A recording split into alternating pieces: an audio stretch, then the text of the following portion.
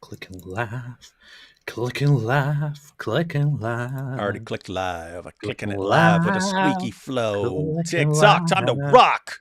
Good Click and evening, good laugh. morning, good Click afternoon. and laugh. To everyone who's watching from all over the world, it's your friendly neighborhood philosopher here, D. Wood. And with me now, the Pied Piper of Islam, the Apostate Prophet, guiding Muslims out of Islam. Isn't the Pied Piper based on some weird perverted myth of a Middle Age stuff? What I don't know. Was it? I don't know. I saw it on there was some show, Fairy Tale Theater or something like that when I was a little kid, and they would actually reenact the old stories, but I remember the Pied Piper from that. Oh, okay, I see. And of course from the song, "Hey, come on, babe, follow me, I'm the Pied Piper. They call me Dizzle, I'm the..." What? I know from the show Silicon Valley. Anyway. Pervert. I don't know what kind of crap you're watching. Silicone implants. So that's a show about breast implants or something. What's wrong? Yeah, Anyway. yeah. Yes. Anyway. Hey! Yeah, I actually got a ton of requests, and then every time, like I went live on Inspiring Philosophy's channel and on John McRae's channel, and both times people say, "Hey, why don't you talk about the Matt Dillahunty rage quitting?" I think they brought it up in one of our live streams as well. So yeah. Apparently everyone wants us to talk about this. Matter of fact, we did talk about it. And I said, I don't like talking about it without knowing the entire... I would want to watch it before actually commenting on it. Anyway, I listened to it a couple hours ago, and I had assumed, just based on everyone freaking out, that Andrew was like really, really, really nasty. And because even James from Modern Day Debate, he was clearly ticked off and so on. So I had assumed that like Andrew was just like a total jerk and blasting Matt Dillahunty with personal attacks and so on in his opening statement, and that was why Matt rage quit. But listening to it, it wasn't nearly... I mean, I would have put them roughly even as far as their level of rhetoric. So you're just saying that because you're a Christian and Matt Dillahunty is an atheist. Yes, you see. So we're actually going to get everyone's perspective. We're going to go through the entire thing. We're going to watch Matt's opening statement, and we're going to watch Andrew's opening statement, and we're going to look at the rage quit. Depending on how much time we have, I saw Trent Horn had posted a video sort of discussing this, but also going through kind of the background and so on. So yeah, we are going to go through this. If we have time, we'll go through some of Trent's comments just for some extra perspective. But yeah, basically we're going to watch this. AP's just going to side with the atheists. "Oh, yes, he was right. Of course. Christians need to keep their mouths shut and not criticize our views." And but it is interesting. Like, I can't figure out, like, this did not seem especially nasty to me. So I don't know what in the world's going on here, but maybe I'm missing something. Probably about to watch the nastiest thing ever. Yeah, maybe I missed something. I don't know. Now, I mean, keep in mind there are things that Matt could and did point out. There are things that people in the room pointed out and said, "Hey, this is really messed up. What's going on here? Why'd you say it like that?" But I'm looking at what Matt's saying, and I don't know what's going on. Let's see. Let's check it out. Let's see what we're talking about. Oh, okay. Hang on. No, wait. There's a chat by someone. Okay, let's go through these chats right, because the third super chat is actually about this. Let's see. So today, AP will become Christian after he sees how Matt was absolutely, you say demolished? No, humiliated. You got to say it right. Humiliated. Humiliated. And then you have to say, "You see." And matter of fact, done. We have the way we do things here. It should say, "You see, today AP will become a Christian after he sees how Matt was humiliated. You see." See? And then what? Destroyed, annihilated, humiliated. And then Key here says maybe Matt didn't use his leather strap. What do you mean? That would be the eyes. Maybe Matt didn't use his eyes. Yeah, he probably did. So that's what the leather strap is. Oh, here's the comment that's actually about this situation. On Rumble, Andrew said, everyone there looked like scumbags, except Omega Chads like D Wood, mentioning an interaction about making your autograph big. Oh yeah. Oh yeah, yeah. They gave us things to sign. They wanted all the debaters to sign a thing, and then someone made a joke about me making my autograph big, so I made it like giant and signed it all the way across the top. Anyway, Oh yeah. yeah, that was an Omega Chad move. Wait, so And he's on Rumble only? He's not on YouTube, I guess. I Is don't that know. I did not know who he was. I don't follow most people. I don't follow the vast majority of people. I tend to watch like my friends and then like a couple other channels, people that I've been watching for years and stuff. But yeah, I didn't know who he was until then. And so when I hear that he was being the biggest rudest jerk in the world, I have nothing to go on. And James is. You can look at it negatively, and people can point out that James will kind of just get anyone who wants to debate on his channel and so on sometimes, and so you yeah. might get people who are jerks, and so it was believable that there's just this guy who's launching into personal attacks against Matt, and so it was believable. But yeah, that's just not what I saw there. Alpha Wolf here says Matt's a coward. That's it. I don't know. I mean, Matt's always been willing to debate lots of people, so I wouldn't call him a coward. I just don't know what happened there. Dare you call him a coward? Yeah, you see what AP says? Always sides with the atheists, no matter what they do. An atheist could walk down the street just massacring people, and AP would be like, "Hey, you see, this is what you get, Christians." How dare you blame him? Shiba Dog. Oh, super sticker. And then AP, don't be biased. Even sensitive D Wood saw nothing wrong. Yeah, I know.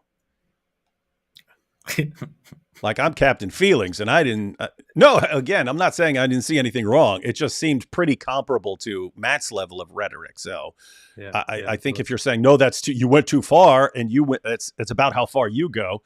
Yeah, you look like a crybaby to me. But hyping it up. I'm really curious what happened now. yeah, we're about to watch. We're through the super chats here. The moment Matt brought up LGBT, it became fair game for Andrew as well. Also, Matt got the taste of his own medicine, and it was sweet. That's what I saw. Like Matt's bringing up these issues and attacking Christians based on these issues, and then Andrew talks about the same issues and says, "No, you're wrong about this, and this is bad for society."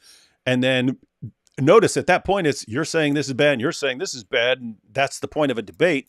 And then no, Matt rage quits. So yeah, we're about to see this. Two more real quick. Tom says, "God bless D Wood every day. God save AP."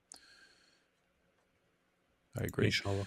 And AP, do you agree with Sam Harris? The reason the conflict can't be solved by a real estate transaction is because they have two conflicting and untrue books. I think it's more complicated than that, but what do you... No, I think that's a very big oversimplification of the whole conflict. Considering that in Israel, half the population doesn't value doesn't follow the religion very much. To most people, it doesn't really matter. Most people just believe in it or just are loyal to Israel as a Jewish state, not because of a religious aspect, but because of safety and a home and all of that. I mean, half of Israel, or maybe less than half of Israel, doesn't even believe in God. So it's certainly not based on Israel's side. It is very much. It is not based on religion. It is more a secular idea.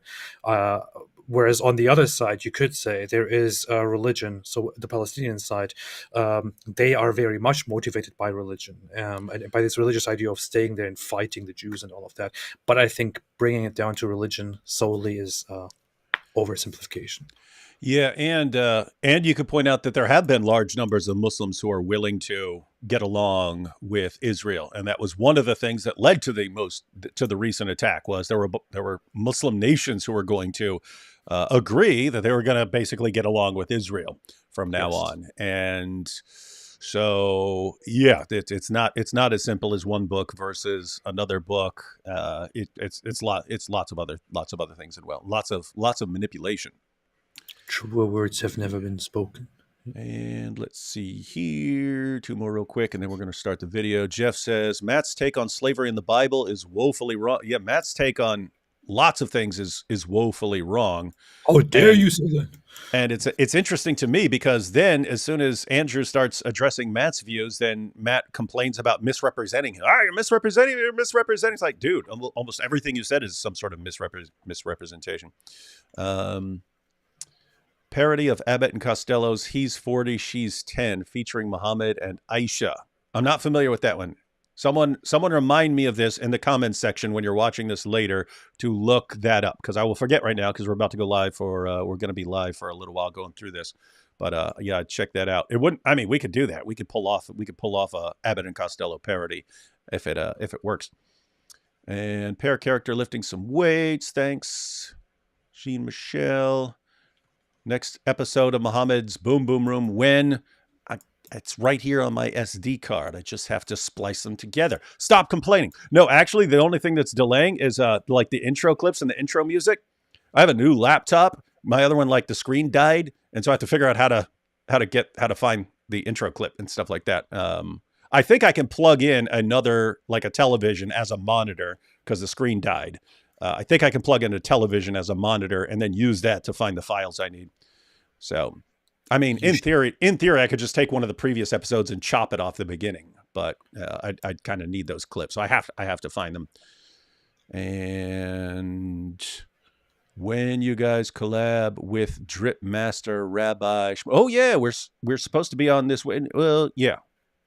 In theory, it looks like we're gonna be on with Rabbi Shmuley here, probably on Cameron's channel. And you're going to see a bunch of Dawa guys flip out and lose their minds. Hey, they're uniting against us. Like, dude, you keep screwing with everybody, and then, yeah, and then what do you expect? Oh, don't talk about us after we insult all of you and go after all your family members and stuff. Bunch of crybabies. Yeah. No, we are supposed to go live together with Rabbi Shmuley at the beginning of the coming week. So I'm sure there will be some complaints. Justin here says, honestly, I thought that Andrew was a bit of a jerk in the end. Yeah, that's the thing. Now he did escalate at the very end, but that's after Matt rage quit.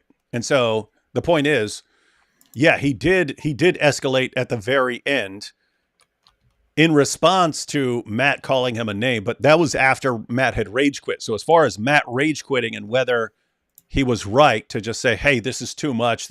I'm out of here." It was what led up to that, and yeah, I must be missing it. I must be missing it. Yeah, what he said in the end was a little bit too much. Yeah, I agree. I agree. Yeah, I agree. He was a jerk in the end, but the point was, yeah, Matt had already rage quit. But go ahead.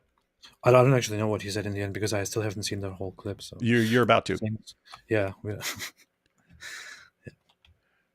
Solitary Emmy, do you guys think the reason why Matt Dillahunty does not want to be a Christian is because he is a homosexual? I don't know what he is.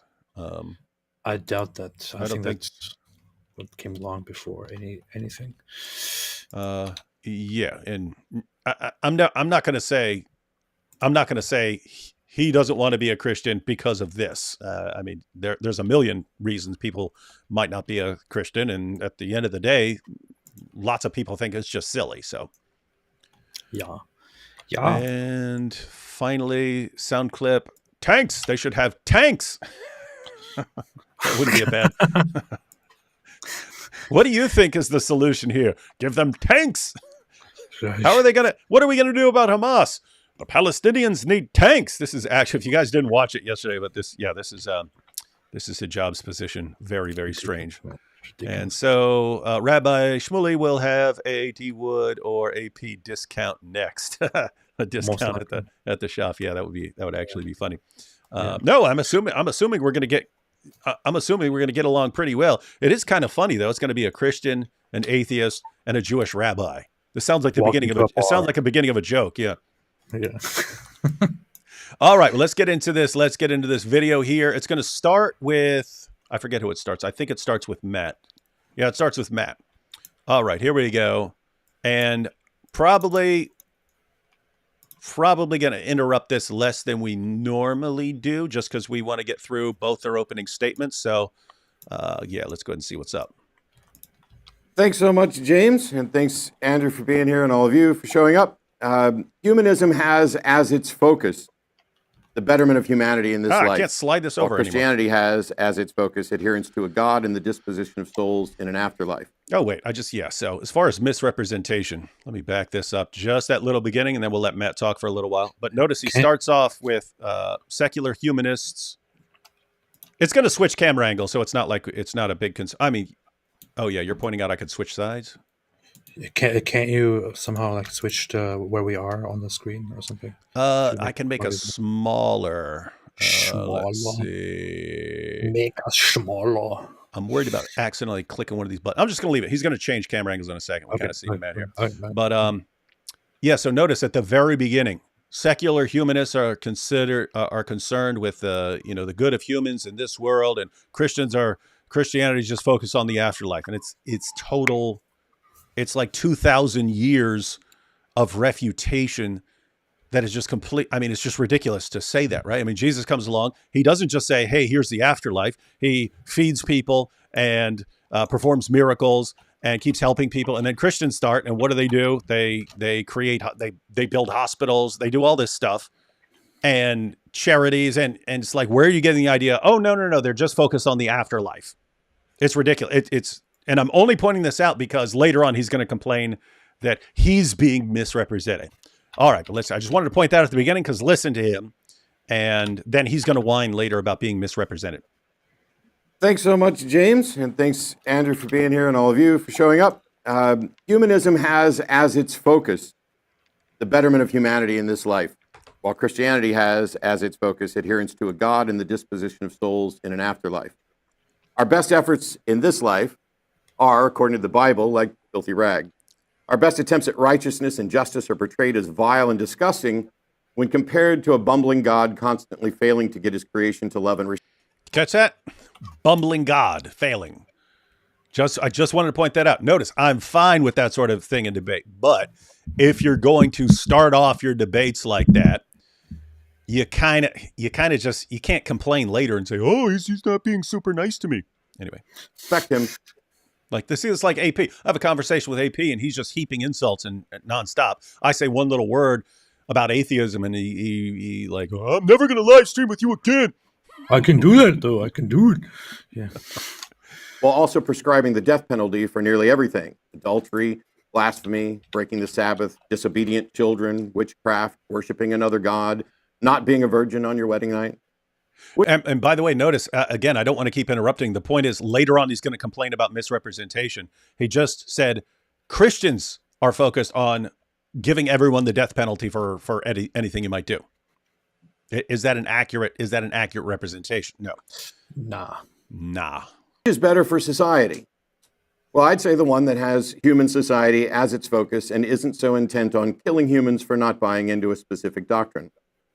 Heaven and hell, if they were to exist, aren't human societies. What a God thinks is unknown and irrelevant. I'm wondering why There's never been a secular humanist nation. What's up? I'm wondering why Matt's voice is so different. I think he might be sick or something. He sounds a little bit different. You're sick. You're sick. You're sick. You're sick, man.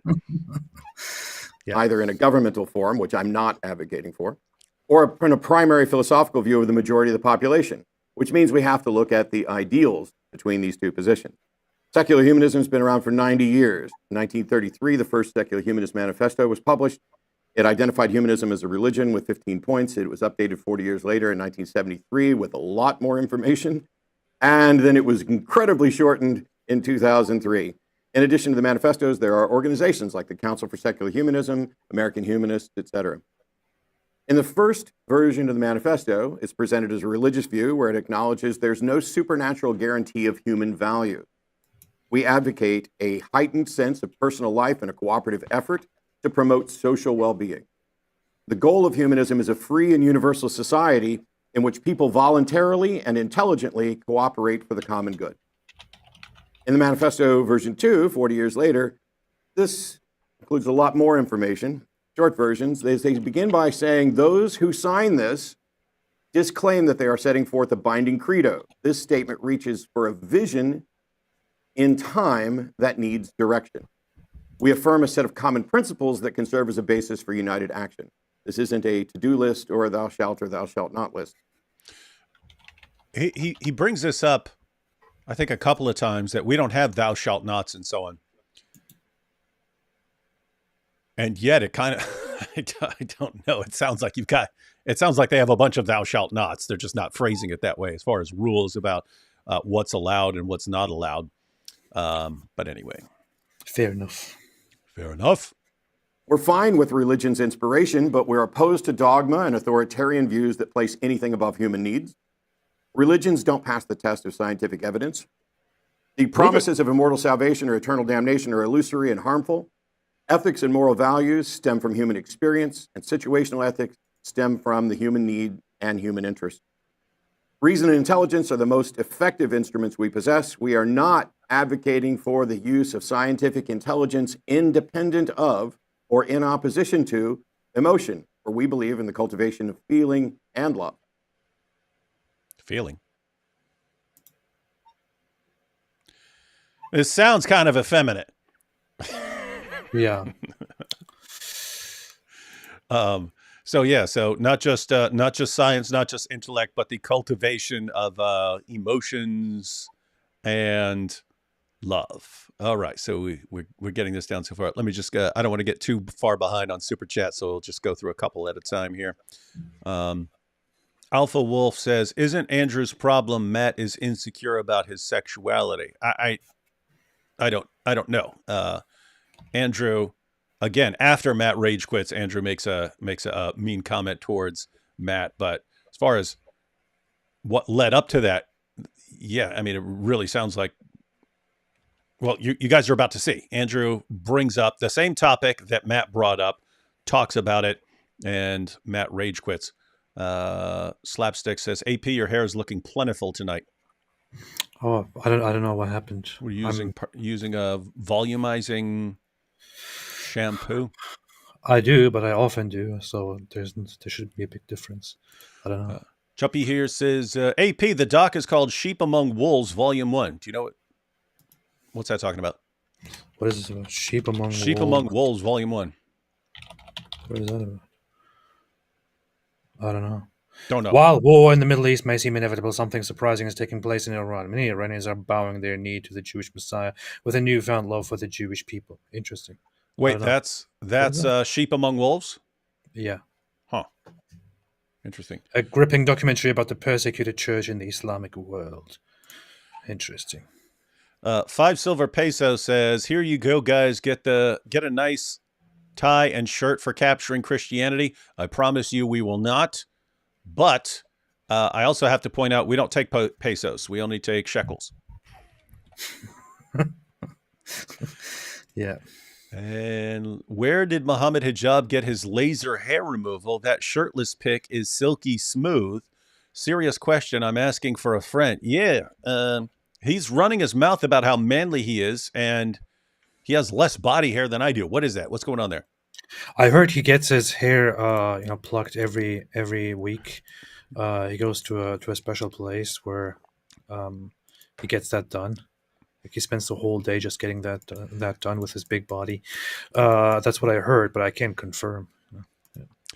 Yeah. On a side note, people don't know this. Nabil was like the hairiest dude in the world. It was we had to share a hotel room. You go in, like, after he takes a shower and stuff, there's like a carpet in there. It was gross. Oh. In fact, I've only rarely shared this, but on his wedding day, he had me shave his back because he didn't want to be disgusting. So he comes to me, he's got some clippers, he's pulling them out of the box. He's like, "Hey man, can you help me out?" I'm like, "What?" It's like, "Yeah, I don't like my back being all hairy. It's like a bear." And I was like, "I'm not shaving your back." He's like, "Come on, it's my wedding day, man." I'm like, gosh, okay, you get one wish right now. All right. So one of the creepiest things I ever did, but it was the wedding day. So what am I going to do? Classic. I wonder if someone can clarify. I'm kind of looking stuff up right now about Andrew Wilson, and so I saw earlier people say he's a Christian nationalist. Oh, okay, yeah, that would explain a lot. Yeah, matter of fact, that makes sense. It's some of the things he's saying in this debate sound like that. He's talking about making laws and so on. But then he also seems to have debates and disagreements with the neo-Nazi kinds, and I don't know, some interactions with Nick Fuentes that I don't know at this point whether they are positive or negative. But if somebody can enlighten me more about the guy's stances in the chat, somebody who knows, I would really appreciate that. Not Yeah, that it matters to the discussion at hand, but it's just, it would give more insight, maybe. Yeah, because basically all we'll have to go on, since we know nothing about him, all we'll have to go on is what he says here. So if there's other relevant information, yeah, we'd have to get that elsewhere. Chippy here says, my last super chat is the doc I recommended. Oh, he's saying he recommended a documentary on AP's channel. Oh, I see. Okay. Oh, okay. I remember. All right. Well, thank you so much. I remember you, Chippy. Okay. Thank you. I appreciate it. I will make a note. And no, D Wood stole my joke, leather strap of the anus. What? You stole that from Muhammad. Yeah. And Harris the Explorer said, I'm an atheist myself, but I'm more of the old school. Matt is part of this new wave of woke atheists. They've basically swapped one dogma for another. Yeah, and I think I pointed that out in my recent video. Where was that, a live stream? I don't remember. But yeah, I was an atheist in the 1990s. And atheists back then were basically, hey, we're atheists. We don't need any of this stuff. But probably a good idea that the rest of you believe in a God commanding you to love other people and so on. Probably good that you, even if you believe you're going to be judged and so on, it's pretty good. Oh, you believe I'm going to hell? What do I care what you believe about what's going to happen to me when we don't care about that stuff. And so, yeah, it was with the rise of the new atheists after 9/11 where things really changed. And so I actually believe that's where things are going to go back to once everyone gets sick of the new atheists. I think atheism will still be around, but it's going to be more of it's not going to be the super angry atheism of people like AP. It will be the extremely angry atheism. Yeah, that would be cool if they actually go in a different direction. They dial it up even more and like, oh, the new atheists, they were weak. That'd be awesome. All right, let's watch more of this. Inshallah. Individuals are precious and their dignity is affirmed. By what? Yes. This is important. Us, human beings, affirming the value of individuals and human beings is more powerful than a God affirming it, and it's infinitely more powerful than a human claiming a God affirms this, which is all we appear to have. The third. It's pretty weird. Us affirming this is much more powerful than a God affirming it or a human being saying God affirms it. Us doing it. So if an atheist says it, then that's more powerful than a Christian saying that God said it. So I see where he comes from, and I think I agree to an extent with what he says. It's just it's perspective. I mean, to people who believe in God saying it is significantly more powerful than people saying it. But for people who don't believe in God, then to them, I guess you could say humans saying it is more powerful. But that is completely relative here, right? Yeah, the point is if you say God said this and I say, well, I don't believe God said it, I don't care. I don't see why that's less weighty than, oh, Matt Dillahunty says it. What do I care? What do I care what Matt Dillahunty or this Christian or what people say they're God? So like what it's like if I agree with it, then I agree with it. And if I don't, then why should I agree with it? And someone saying it would not be any more impactful to me than someone saying God did it. But yeah, the difference there would be like, if you do believe that God said it, I would say that's a different category. But yes, if you're an atheist and you don't believe that someone said it, I don't understand why you would care whether an atheist says it or whether a Christian says it or what. Anyway. You just don't want to understand it. You just don't want to. All right, here we go. Manifesto, in a nutshell, it's so short.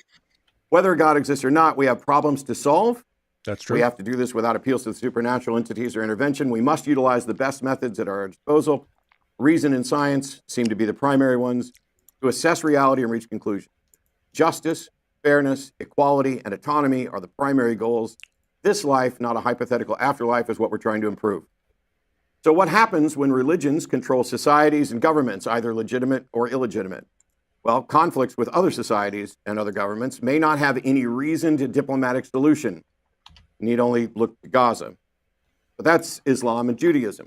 Here we have Christianity as a primary and Christian nationalism. Under secular humanism, you get to be a Christian, a Jew, a Muslim, gay, straight, socialist, capitalist. You just don't get to impose those necessarily on others through acts of fiat. Not necessarily true with the religions in charge of the government. Mike Johnson's the new Speaker of the House in the United States. What's that? Is there some poor audio during the debate? Is that what's happening? There's a lot of cutting. Yeah. Yeah, it's not the greatest audio because I mean it's James basically goes into the place and hooks up mics and stuff like this. Mm-hmm. Awesome. But yeah, so now he's going into I forget the Speaker of the House's name, but the new Speaker of the House. And the reason I'm mentioning this is Matt is about to, for a significant portion of his opening statement, talk about the Speaker of the House. Really? Yeah. And as like some indication of a Christian nationalism. It's interesting because people like Matt and Aaron Ron, stuff, that generation, they became popular because they convinced everyone that George Bush was going to start a Christian theocracy. And so, we need to do something. Otherwise they're going to impose a Christian theocracy. And then that kind of went away. And no one's talking about a Christian theocracy. And now they got a Speaker of the House. And you see, the Christian theocracy is coming back. And so it's... but he was going to start it, but we prevented it. Yeah, something like that. See, matter of fact, I don't know why. You see, they were going to do it. They were going to have a Christian theocracy, but we atheists saved you. So yeah, and the point about the Speaker of the House, he's about to spend a couple minutes going after the Speaker of the House, but later he's going to complain that Andrew criticizes his view in particular.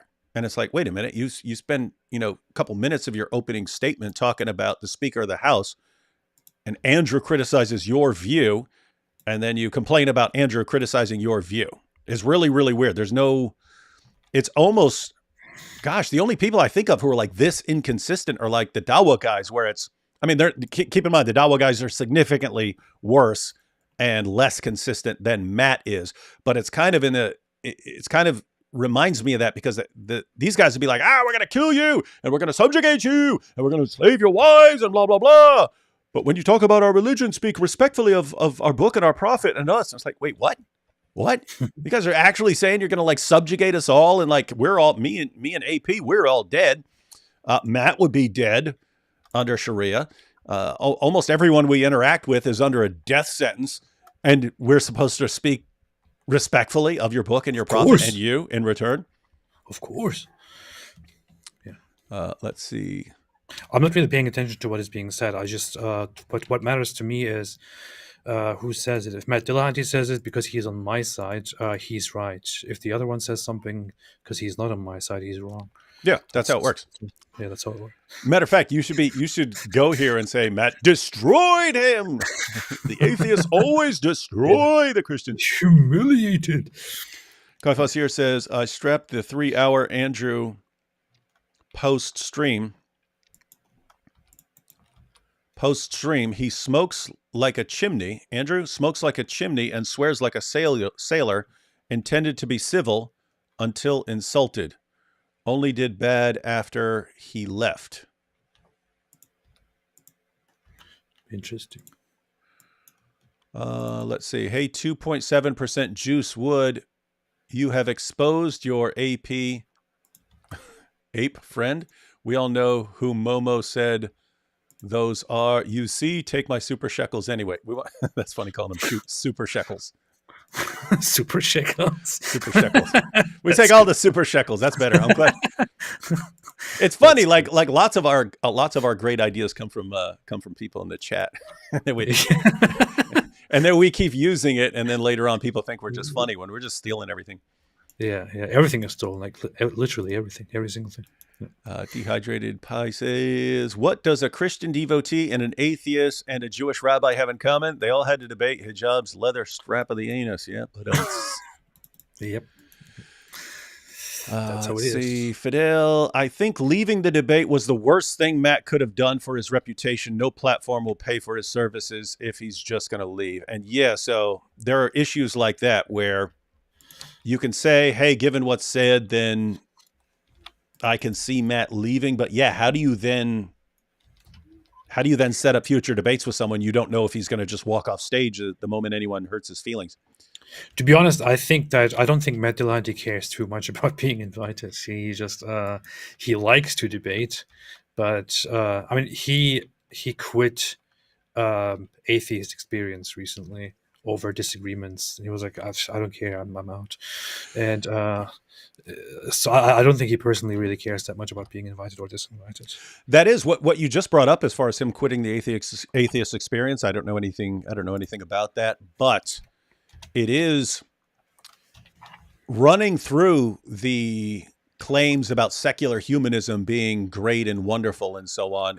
It's always in my head, like they don't understand how much human beings will disagree about things without some shared foundation, whatever that happens to be. You've got atheists who just hang out with their atheist friends and, hey, we're fine. And they think, oh, okay, see, why can't everyone just be like us? And if we just got rid of religion, then everyone would be like us.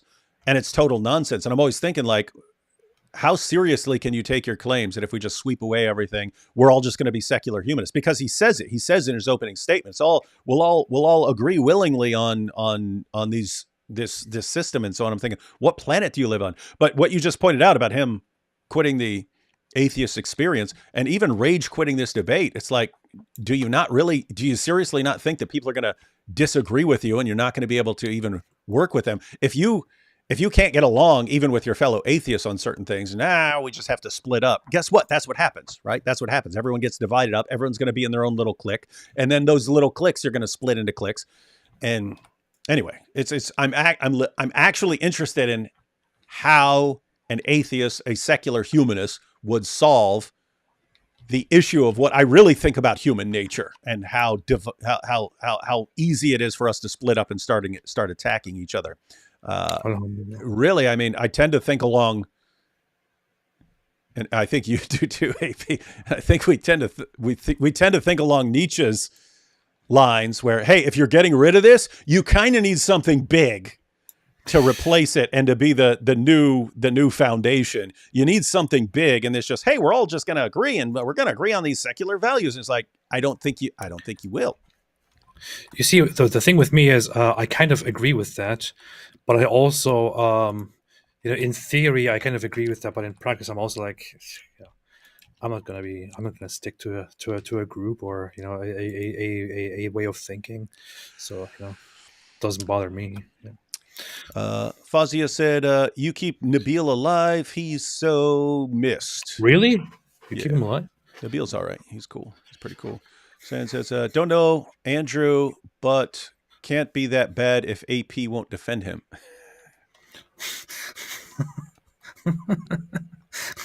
Let's see the video. Do you know what the joke is? Like, you defend like the worst of the worst. You're always like, well, the guy with the little mustache, he wasn't all that bad. He was trying to do right and stuff. And it's like, if even AP can't defend someone, that would have to be a really, really, really messed up person.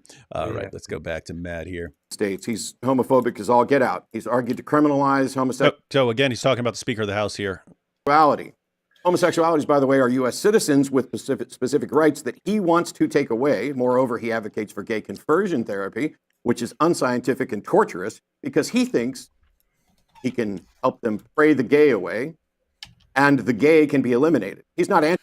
Wait, you can't have gay conversion therapy, but you can like transition from guy to girl? I'm just anticipating where Andrew's going to be going here. Gay. He just wants them to cease to exist as gay. They get to keep being human beings. He thinks there's no right to sodomy. Privacy laws don't protect everything, and he thinks that what sort of sex you have should be his to regulate. Sodomy, by the way, is anal or oral copulation, which I have it on good authority heterosexual folks engage in as well. I'm laughing because I'm imagining Matt talking to Muhammad Hijab and them. He's like, oh, anal and oral, and then Muhammad Hijab. My goodness. Hey, who would want to see Muhammad Hijab and Matt Dillahunty really, really dialed up, full shouting match mode, discussing this stuff? I think that would be good. 2022, he presented what was called the Don't Say Gay bill, outlawing any discussion of gender identity, sexual orientation, or related subjects, which was incredibly problematic because he ignored what the experts have to say about age-appropriate content and how critical it is, especially for kids under 10, which was his target, to have correct language in order to better report on and about sexual abuse. That seems like a massive misrepresentation of the situation. Did you catch what he just said? He said the Don't Say Gay bill, that the reason teachers wanted to talk to kids about this stuff was just so that kids would have the appropriate language with which to, if they wanted to report abuse or something, kids need to know what they're talking about and so on. And so that was the issue behind. And then, the politicians said, no, you can't teach. Now, correct me if I'm wrong, everyone, but I'm not wrong on this. The real issue that was concerning people was parents were finding out that their second or third grade teachers were transitioning their kids and telling them to keep it a secret from their parents. And so the point is, whatever side of the issue you happen to fall on, that seems like a legitimate issue to bring up and be concerned about. To just say, no. It was just about giving kids appropriate language to report abuse or something like that. No, I think people were worried about more than that. So I don't know enough about the issue, not remotely enough about the issue to talk about it. But and yet you're talking about it. As far as I caught, of course I'm going to talk about it. Yeah, I did too. I don't know any more than you on it. I think I did one video on it way back in the day, but yeah, that was the extent of my interactions with it. What people wanted to, what people were complaining about is that the kids should be able to, secretly talk to their teachers about certain, feelings or things that they have, and they shouldn't be forced to be ratted out to their parents or something like that. That was the thing. So I'm completely unfamiliar with what Matt Dillahunty just presented, with how he presented it. But again, I don't know enough about this. And even in the Florida bill, which was called the Don't Say Gay, even though it had nothing to do with saying gay or not saying gay, in the actual bill, there were exceptions. If a teacher had reason to think that a child was going to be abused if this information was shared, then they could say, okay, we're not sharing it with the parents and so on. So there were exceptions if there were actual legitimate concerns about parents harming a child and so on. But the point is, what Matt is saying is, I don't know, seems like massive. For someone who complains about being misrepresented a few minutes from now, he seems to be misrepresenting pretty much everything. And the reason this is a concern is he's talking about the Speaker of the House. I don't know anything about the Speaker of the House, but when you're saying things and I'm thinking no, that's not accurate. No, you're misrepresenting this. And then you're talking about the Speaker of the House. It's like, I can't trust you until I see verification, because it sounds like you misrepresent things a lot. So anyway, You're just saying that because you're atheophobic. You're saying it because you hate Christians. Policy, if it had been implemented, would have made it more traumatic for kids and more difficult for them to out their abusers, and easier for abusers to get away with it. Happily, it failed. In 2015, he blamed abortions and the breakup of the nuclear family for school shootings. He also says the teaching of evolution is to blame for mass shootings because we've taught a whole generation, of couple generations now, of Americans that there's no right or wrong, that it's about survival of the fittest. And if you evolve from a primordial slime, what is that life of any sacred value? He wants student-led prayer. That's really weird. That's very interesting to know, and it's actually a very, very weird statement, which I completely agree that is very strange. But the criticism that I have here of Matt Dillahunty's approach is his focus on that person, as you pointed out, on the House Speaker. It's just, is it really the right way to approach a debate with somebody when you're debating worldviews? I don't think so. Yeah, and again, I'm wondering why. Because I mean, Matt's debated topics like this a bunch of times. Why is he just let me spend half of my, or whatever, a third, a half, or whatever, of my opening statement talking about the new speaker? And I'm thinking, I've heard Matt say before that what helped these guys rise to popularity was the concerns about Christian nationalism of George W. Bush. And so it's like, wait, are you doing this just because, we've got another one? we've got another one where we can run around warning everyone, it's going to be Christian nationalism right now if we don't stop this. Yeah, so what is this? Don here says, what is justice and fairness? It's all subjective and arbitrary. You can't really justify it in the atheist worldview. Yeah, that's kind of, I mean, atheists can agree on things, and there are certain things they can point to and so on, but that's kind of my concern. Like once you say, we're just going to have this shared system of justice and promoting human flourishing, this is going to come up. Human flourishing is going to come up a lot. But notice if you say, hey, we all agree that we should promote human flourishing. Okay, we agree on that. Then exactly how you define human flourishing, you can get massive differences on what you're supposed to be looking for. And so, yeah, notice that's what I actually would like to hear from Matt on what happens when the guy says, this is what I mean by human flourishing. This is what he means by human flourishing. This is what he means by human flourishing. And we're all applying different values to what we mean by human flourishing. Who's right? And how do you avoid then just breaking up and going in completely different directions? But we don't get that because he rage quits like AP. This is funny. This reminds me of several years ago, I was live streaming for fun, and secular humanism came up, and somebody said, so why don't you do this and this and this when it's right according to secular humanism? And I said, I'm not a secular humanist. I don't care. And and there was this reaction like, what do you mean you're not a secular humanist? And but it was funny because I'm a moral nihilist. I don't believe in anything.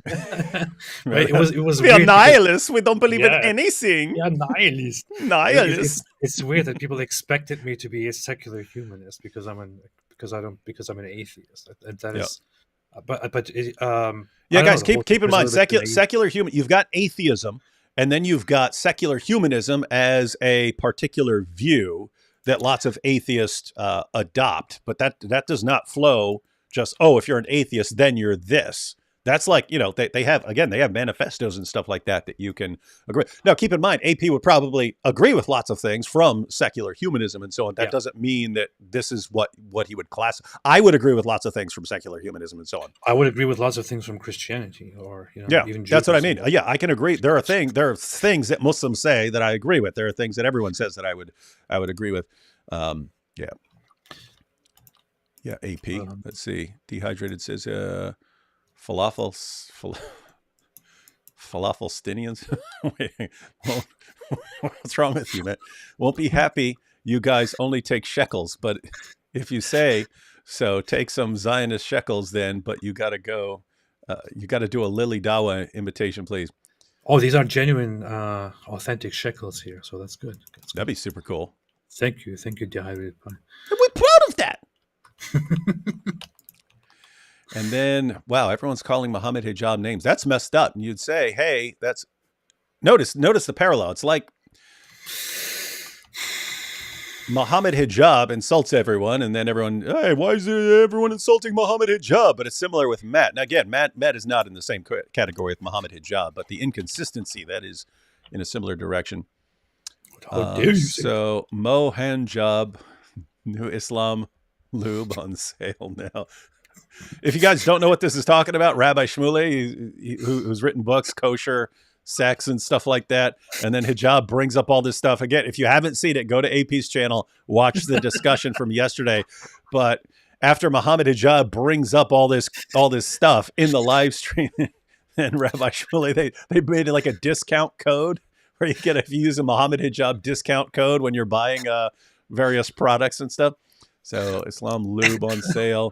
Love you both. And did you both watch Sam Harris and Eric on trigonometry? Sam said the Quran is better than the Bible in the context of just the Quran, no hadiths. No, I didn't see that. Is that a recent one? What? I saw that they sat together and people asked me to watch it. I didn't. Is that a new interview? Yeah, it's quite fairly recent. Yeah, they talk mainly about the Israel-Palestine thing. I think it would be interesting to go through actually. Yeah, because they're both very very boring speakers, and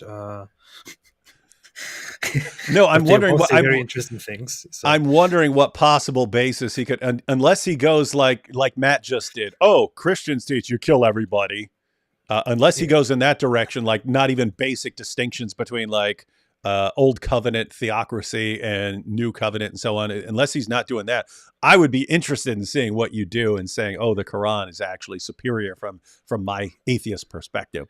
Maybe we should go through that on sometime this week or weekend.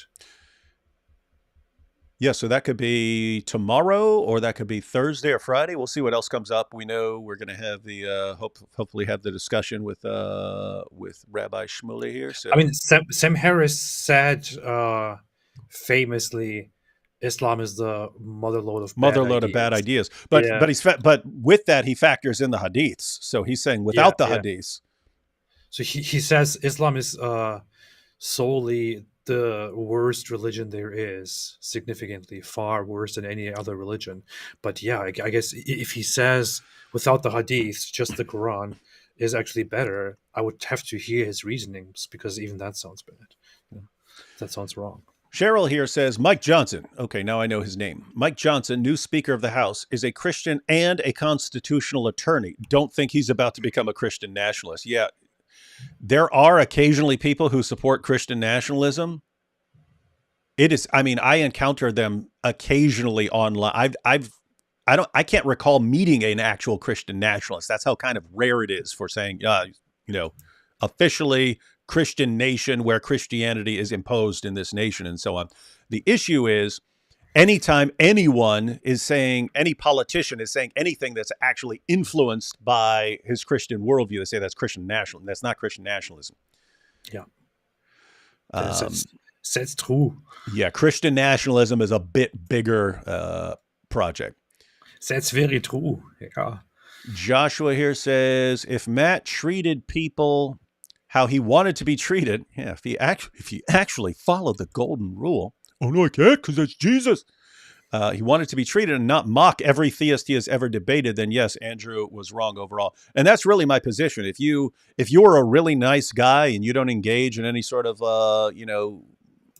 hostile rhetoric and things like that, and then someone did it to you, I can imagine saying, hey, this is not the kind of debate I want to have. When you spend decades telling Christians they're stupid morons and that you're the smart one and they're bad and they're dangerous and all this stuff, and then they criticize me back, I'm rage quitting. That seems really weak and pathetic. You're just saying it because you hate atheists. AP, what is your favorite Europa? Well, let me say it German. Oh, Europa. Universalis nation. What is that? Oh, that's a game. Oh, gosh. Seriously, we're having one of the most serious evaluations of Matt Dillahunty ever, and you guys are talking about video games over here on my channel, not on AP's dumb gaming channel. Yeah, I would have to say I think it's Prussia, starting with Brandenburg. Yeah, that's it. But let's turn this into a gaming channel. Let's hijack this show here. We should just make a gaming channel. I only know how to play like 2 games, unless you go back to like the original Nintendo and Atari and stuff like that. Atari 2600 and the original Nintendo. But, that works too. Yeah. I could always learn how to play a game, and then we just don't do nothing but play that game ever. That'd be great. Will we ever see Farfour, the Bunny, and the Bee on Muhammad's Boom Boom Room? How about AP and D-Wood as Mario and Luigi? You guys got great accents. Yeah, we've been talking about we'd have to get the costumes, but I wouldn't mind doing a massive parody of Palestinian children's television. We'd have to get some costumes, but yeah, I'd be all for it. It probably wouldn't be a Boom Boom Room thing, although I don't know. Might do Farfour, think of something where it actually turns out to be Ali Dawa or something, or maybe Muhammad kills him. I don't know. Yeah. People, if you have good ideas, let me know in the comments later on. And then Mrs. Apostate, leather strap of the anus now on sale at the kosher sex shop. Hey, we gotta show that stuff to Rabbi Shmuley and show him the leather strap of the anus hadith and so on. He could probably do that. The leather strap of the anus now on sale. Use promo code Muhammad Hijab and get the Muhammad Hijab discount. Yeah. And we can Photoshop the leather strap into Muhammad Hijab's hand with his shirt off when he was being his part-time stripper. That's good. And it's Hijaba. It's Hijaba like Jabba the Hutt. Hijaba. Muhammad Hijaba. Muhammad Jabba the Hutt. Yeah, hijab. All right, back in to that. school. So, Speaker, are you okay with Islamic prayers, satanic prayers, or He's still, just he's still talking about the Christian speaker? prayer? He's opposed to the separation of religion and government, sometimes called the separation of church and state. He thinks that the founders only wanted to protect the church from the state and didn't want to protect the state from the church, citing the notorious lying pseudo-historian David Barton to support this view. And by the way, notice, Matt may be entirely correct here about what Mike Johnson believes and wants to do. The point is, everything in my head where I actually know whether Matt is right or wrong so far, he's massively misrepresenting everything he said so far. So, guys, you got to be careful about trying to represent things accurately or you destroy your own credibility, and then people like me don't take you seriously. He definitely seeks to impose his views on others. Now, some of you are saying, hang on, he's the Speaker of the House. He's not the Speaker of Christianity. Or, that's not my type of Christianity. Great. But what is your type? What's your type of Christianity like? Because there's a lot of them. How is it better? And how can we make sure that we get your better version than the one that Mike Johnson won? But by the way, and again, I don't want to keep interrupting him here, but notice what he just said. Oh, if you don't agree with person X's view of Christianity, and you have a different view of Christianity, how do you decide that? Guess what? That's exactly my question. Notice, Christians have a shared foundation. A Christian can say, "Hey, I'm consistent with this verse, and you're not. Therefore, there's some basis for settling disputes." How do you do that? What do you point to as an atheist to say, this is what we need to be doing? I understand we can all say, hey, I agree on this. Do you agree on this? Oh, we agree on this. And therefore let's go out and do this. I'm saying when you actually have a disagreement, you say, no, I think this is best. You think that other thing is way more important. How do you settle those disputes? The point is, what he just criticized Christians for, how does that not apply to atheists? I do not know. Human flourishing. That's what human it is. Flourishing. Human flourishing. He thinks his version's correct. So do you. Countless denominations without consensus. He's already got more power than my opponent has right now. So I don't know Andrew at all. I don't know what version of Christianity he's advocating for. I didn't bother to look him up. We literally just met and said hello as I sat down here. Is his version of Christianity better? I really hope so, because it'd be hard to get a whole lot worse. I think he's an Orthodox. But they point to earlier in the chat, people said he's a monarchist, which is very interesting. But he's Orthodox Christian. People just pointed out. I thought, because I listened to some of the discussion afterwards, because he stayed and basically did Q&A for a while, and I wanted to know if I should include that, so I listened for a little. He sounded Catholic to me, but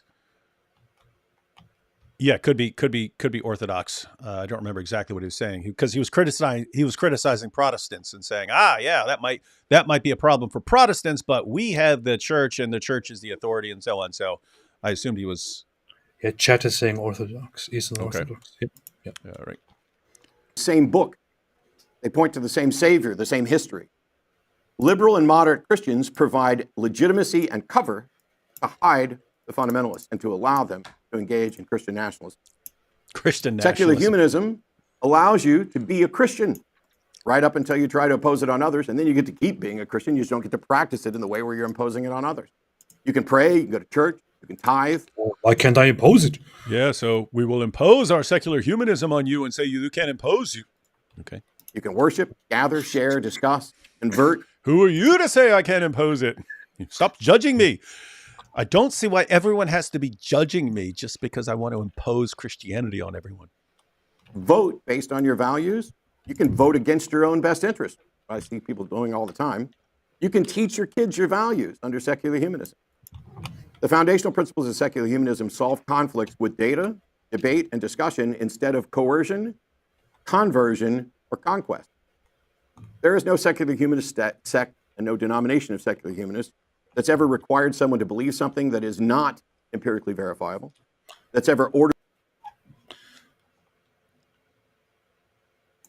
the death of another person, that's ever ordered or acted to act or destroy property of any person. Empirically verifiable. I am not. know. I have no idea how you empirically verify the values that would be required for secular humanism to work. You can say, hey, we believe in these things, or we generally believe in these things, or something like that. I have no idea how you would say they're empirically verifiable.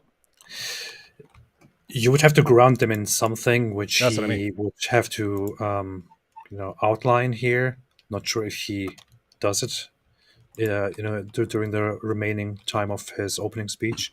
But you would have to first establish that and then argue about that to then come to the conclusion of what is and is not appropriate. Or government that has ever overthrown a democracy to impose a secular humanist regime, that's ever been connected with terrorist cells and activities, that's ever denied freedom of speech or expression. He's complaining, secular humanists haven't done it. Guys, you haven't been in charge of stuff. You're kind of a new thing. So don't, we haven't been doing all this stuff that you guys do. That's ever called for the deaths of people for criticizing secular humanism or any religious view, that has ever advocated for or inspired suicide bombers or terrorist attacks. Those things are simply not consistent in any way with the core values of secular humanism. There is no threat to Christians, Jews, Muslims, Scientologists from secular humanism. There might be from scientific skepticism and rationality if you're not able to actually demonstrate the truth of your claim. But life, freedom, and an equitable relationship are the foundation of secular humanism. There is no list of thou shalt. What's that? I don't know. I'm just having a moment of, like, lately these last weeks, reflecting a little bit on my whole stance of tolerance, and just I don't know. I feel like I'm having a change in perspective in terms of, is it really good to be completely tolerant of different religious worldviews? Yeah, that's the current conflict really fueled some changes in my thinking. I don't know. Yeah, it's I don't remember if we've talked about this or if I was talking about this on the other live streams, but everyone said this. I mean, the basically the pioneers of classical liberalism, the founding fathers, they all said these freedoms work with people who are going to use them responsibly. It's not going to work. It will break down. It will inevitably break down if you end up with a population that just uses it to do whatever I want. And it's like, Twitter is like a microcosm. So you got Elon coming on. Now you have all these guys on here and they're saying all sorts of horrible things and so on, more so than in the past. And the idea is this is better. My view is I would rather you not interfere with our discussions and so on. But at the end of the day, I do not believe it's going to last. I don't think it's going to last. Like, I think if everyone is just, using it and they're constantly escalating and so on, I don't think it can last. In other words, if you don't have a population that's going to use the freedom responsibly, I think it will inevitably break down. Like, you'll eventually have to say, okay, this is not working. Yeah. And I have to say, man, I can't. The sort of one relevant point that Daniel Hakikachu ever makes is, if you really believe in these values and so on, then and you have to defend them on the world stage, you end up like bombing people and so on. So I'm not sure how you can, like, if you say, hey, we're going to be this secular humanist society, what do you do with people who really disagree with the entire framework? Like, it seems like you kind of have to be imposing something on other people who disagree with you and doing something to them. So I don't know. Bombing is based. Yeah. At the end of the day, I do not think Matt's entire approach is sufficient. It doesn't work. It works with people. It works with a group of people here in the West who have certain ideas. Those kinds of people can get together and say, hey, here's our values. And hey, can we just all agree to this? Yeah, it can. What do you do when people say, no, I don't agree with that? Hey guys, here are our values. Yeah. Okay, Matt's almost done here. We got a few seconds left on that. Shouts, because we recognize that nearly every attempt at such a list, but life, freedom, and an equitable relationship are the foundation of secular humanism. There is no list of thou shalt not or thou shouts, because we recognize that nearly. Oh, really? Shall I impose Christianity on you?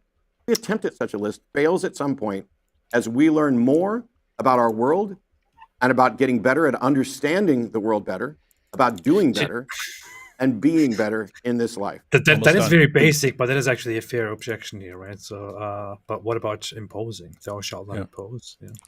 Yeah. Boy, my goodness, we got 2,940 people watching. Whoa, we're breaking the 3,000 here. We just broke the 3,000 mark for the first time on AP's channel yesterday. Are we about to do it here? We're hitting some people like us. I don't know what's going on. That's fantastic. I wouldn't listen to us. No, I'm just kidding. All of humanism probably Mossad is a free, universal society in which people voluntarily and intelligently. Look at this. Look at that. Okay, so here's the summary. This again. These are the last 30 seconds or so. Let me back up a little. So he's giving his assessment of what this society would look like. Every attempt at such a list fails at some point as we learn more about our world and about getting better at understanding the world better, about doing better, and being better in this life. The goal of humanism is a free and universal society in which people voluntarily and intelligently cooperate for the common good. That's the problem. Let me back that up. You catch that? Hey, we want a society where people freely and voluntarily all agree and we're all on the same page. Like, have you ever learned anything about human nature? I mean, this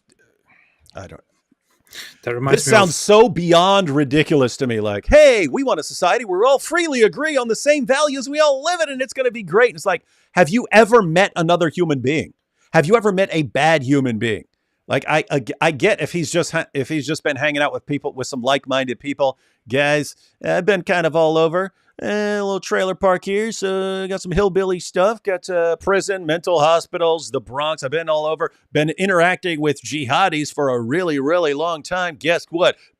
Most of the world's population does not think like you, Matt. What do you do about it? Oh, we're all just going to freely agree on what? On what? On your view? Oh, this Humanist Manifesto document. Yeah, there it is. Yeah, we're all going to agree on, like, what kind of fantasy land do you live in? This sounds like, I don't know. It sounds as delusional as anything I can think of. And these are the guys claiming to be the champions of science and reason and so on. It's just like, dude, where have you been that you think? What's your problem? If people don't agree, then you just bomb them. Yeah, you just kill. That's my point. Explain this. You're saying, no, there are no thou shalt nots, and people can have different views, and we don't impose anything, and we're all just going to freely and voluntarily agree on this. Like, what kind of fantasy land do you live in? This reminds me of Care Bears. Do you know about Care Bears? I remember they were a toy and a cartoon. Yeah, they were these bears. They had different powers, like heart. Yeah, they had these hearts and things like that on them. I was actually going to say this reminds me of Utopia by Thomas More, but then I decided to say Care Bears instead. Yeah, it's the exact same problem over and over again. This is how I think. This makes sense to me. Therefore, just given the opportunity, everyone will agree with me. No, they will not. That's insane. That is insane and ridiculous and stupid. Okay. Yeah. But if you have an objection to that or a better goal, what is it? Pretty much anything would be better than absolutely delusional and out of touch with reality. So thank you for being here, Andrew, and the floor is yours. You're welcome. Okay, so he's about to. So we went through Matt's entire opening statement. Now it's going to cut to Andrew. So what are your guys' thoughts on there? Let's go through some super chats before we jump into Andrew's opening statement, and then it's a rage quit. Alex said, South Park already did an episode on a world run by atheists. I have to check that out. Huh? They did? I have to check. I'd have to check it out. What was that about? Because they're sort of equal opportunity offenders. In other words, they'll just make fun of everyone, which I like. I actually like that. I don't like the people who let's make fun of the easiest target. No, look, let's look how good we are at making fun of people. Look, aren't we funny? I like the, hey, let's make fun of everyone. That's funny. Joshua says, I got DebateCon 4 signed by all religion debaters, and makes sense David would sign the biggest. Yeah, I did. Also, best debater in DebateCon 4. Show your dominance on paper and debate performance. So I showed my dominance in the size of my signature. Hey, we broke 3,000. Did we? Whoa, Yes. 2 days in a row? Guys, you don't understand how huge this is. I mean, we've been live streaming for a while. All of a sudden, yesterday, we never hit 3,000 before. Then we hit 3,000 yesterday. And all of a sudden, we hit 3,000 again today. That's nuts. That's 3,000 We have been live. on a roll. Like this whole thing that we started, this going live every weekend, and then also occasionally during the weekdays. This has been a good run. And It's been a good run. That's pretty cool. Gosh, can you imagine now we got to aim for 4 and then 5? Yeah. And soon the entire world will watch. I told people this before, but way back in the day, like before we were messing around with YouTube, when me and Nabil started a blog, and I said, all I want is 1,000 viewers. 1,000 readers of our blog per day. I said, I don't care about anything in life. I got 1,000 people that I can share my thoughts with. That's it. That's good. I'm good for life. And then, of course, that turned out to not be enough. Because as soon as you hit 1,000, then I gotta have more. Oh, now I can do YouTube more. And so on. Point is, I did not start out greedy for attention, but now I have to have more. Humans are greedy. It is impossible to ever be satisfied. Nobody will ever be satisfied. You will always want more. Turbo here said, wait, is that from that movie Breakin'? Turbo says, first time donator, have been watching you and AP for years now. Thank you both for your work and intellectual honesty. Super Shekels Inc. We should make a channel, Super Shekels. God bless. Actually, there's a bunch of super chats on here. Let me go through some of these rapid fire, and then we'll get into Andrew's opening statement, and we'll see. So, guys, you saw Matt and his opening statement, and so the question is, maybe I'm missing something, but Andrew did not seem nearly as aggressive or engaging in personal attacks compared to what I thought must be the case if Matt is actually just rage quitting. Matt hangs up on people who disregard and disagree with the existence of trans people on the Atheist Experience. He's no longer at Atheist Experience. He quit Atheist Experience. I think one of the main reasons was actually something related to that, where he demanded that the Atheist Experience take a step, I don't know, something in that way, and because they wouldn't, he said, okay, then I'm quitting. I'm not going to be here. So he takes that stuff very seriously. And I have to say, though, even there, notice if you have a show, The Atheist Experience, and you say, hey, you can't talk about this on my show or something like that, guess what? That's your show. It's different if you are invited by a third party to do a debate and then you rage quit the moment anyone says something you disagree with. Let's say, okay, something you strongly disagree with or something like that. Now other people are involved. There are people who came out to see a debate. There are people who supported it financially and so on. And then you just, oh, no, he said something that I don't like, so I'm rage quitting. Joshua says, AP does not turn to Christ because he wants to be Christian's favorite atheist and not Christian's 12th favorite Christian. Sorry, AP, but Douglas Murray is my favorite atheist now. Ha! In your face. That's kind of funny reasoning, right? AP doesn't want to be a Christian because then he'd be like, pretty far down the list on people's list of favorite Christians, but he could be everyone's favorite atheist. So why not be? It's kind of like better to rule in hell than serve in heaven. I know. I want to be special, and if I convert, then I'm just no longer special. What's the point of that? Yeah, if he converts, he's not special favorite atheist of everyone. Yeah. Google Sucks says, how is secular humanism not a religion in naturalistic atheism? Morality is just as made up as the belief in God, no justice, fairness, equality, etc. This is a difficult concept for certain people to get, but yeah, there's the point here is if you're going to say, hey, I don't believe in God because you can't empirically verify it and put the evidence in front of me and so on. You can apply that exact same reasoning to some moral claim that someone has made. You can apply the exact same thing. Say, what is your proof of that? Prove to me that I shouldn't be a cannibal and eat other people. Prove it. You can impose it on me. You can say you'll punish me for it, but you could impose belief in God and and going to church on somebody. We're not talking about what you can oppose. If I said, hey, prove that to me, if I disagreed. So suppose Jeffrey Dahmer, some of you are young. Jeffrey Dahmer was a cannibal, like back in the, Love that guy. Yeah, back in the 90s or whatever, killed and ate a bunch of people, kept their body parts in his fridge, chowed down on them and stuff like that. But notice, if you had Jeffrey Dahmer sitting in the room with you and you're a secular humanist and he says, I don't believe in it, I think I should eat people. What's the problem here? We eat cows. We eat cows, right? I can eat a cow. You're going to tell me I can't eat a person? Come on. We got this massive overpopulation problem in the world. I think we need to eat more people. Like, how do you show him he's wrong from your, but look what the secular humanist document says. Okay, what if he doesn't care? What do you do? How do you make your case to him? You know what the funny thing is? Jeffrey Dahmer, the entire cannibalism time is not famous, is not funny. Notice everything you're talking about. Talk about genocide, and people are like, you know what's funny about genocide? So, go ahead. No, what's funny about Jeffrey Dahmer is that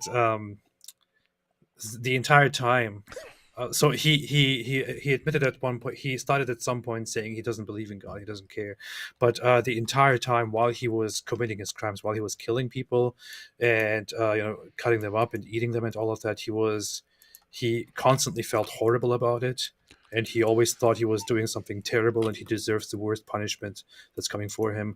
So you wouldn't really have to explain to him that what he's doing is wrong. He already knew that what he was doing is wrong. He just couldn't resist. That's what he. We're going to have to go through that because I saw him saying that there was a weird sense in which it was spiritual for him. He said like felt like he was consuming their souls or something like that. But there was the other stuff where he was like, "Hey, if I just believe that it's all pointless and meaningless, and you can just do whatever you want, and if I want to eat people, then why not?" Yeah. Maybe we should talk about Jeffrey Dahmer sometime. Jeffrey Dahmer revisited and actually go through everything. Yeah. A hero, a national hero. Just I'm waiting for Sneeko because he's like he posted a thing. I haven't watched it, but he posted that video. Well, how I came to love the Unabomber and stuff. And it's like, wait, love the Unabomber? Like, how I came to love Jeffrey Dahmer. And Jeffrey Dahmer also converted to Christianity, by the way, before he died in prison. So yeah, that's also a thing. More ideas for the Boom Boom Room, Rabin Ebert. How do you think I get all these people? Jamie Glasgow and so on. Yeah, the show would have to get really popular. I have to start posting these before we start, before everyone's going to want to be on the show. Sankei here says, Dillahunty is right. Muhammad talked to Aisha without her parents around, and he was perfect. So I don't see what's wrong here unless you're Islamophobic. Talk about whether you should be talking to kids without their parents and so on. Mm-hmm. Apu, Al Puff Daddy, AP, you'll always be our favorite atheist. Farfor lives. Inshallah. Thank you so much. Allah just made it appear like Matt quit. Hashtag pen pals. That's nice. For people who don't know what we're talking about, and I'm sure most of you are, but in Islam, they explain away the crucifixion of Jesus by saying Allah just tricked everyone. And the obvious question is, well, Allah could be making anything appear as anything he wants, so how can you trust your senses even more? That doesn't come from us. Al-Razi, the famous Muslim commentator, noticed that problem. Yeah. Alham to Allah is how you pronounce it, right? It's Arabic, right? Yes. Alham to Allah. That is correct. All ham to Allah. Yeah. Cannot read this. Rabbi Shmuley can read this. I agree. There is no such thing. It's a myth. The Quran says nothing about that.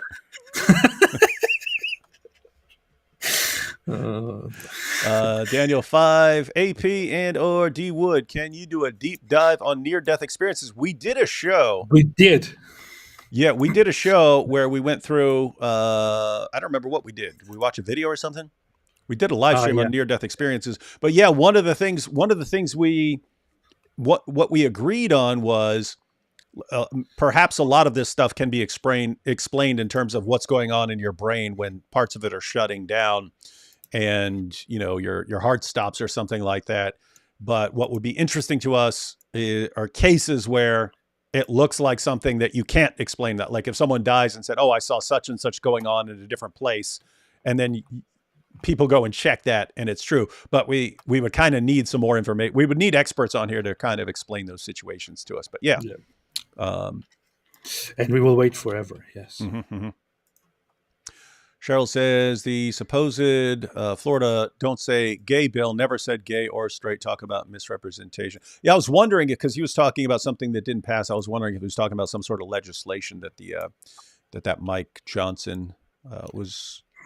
I was wondering if they were talking about something other than Florida. Opinions of youth on TikTok and Osama bin Laden. Bridget, you did a live stream on that, right? Yeah, I made a live stream on that just a few days ago. I think on Friday or on Thursday. I talked about that. I covered it. I extensively gave my thoughts on it.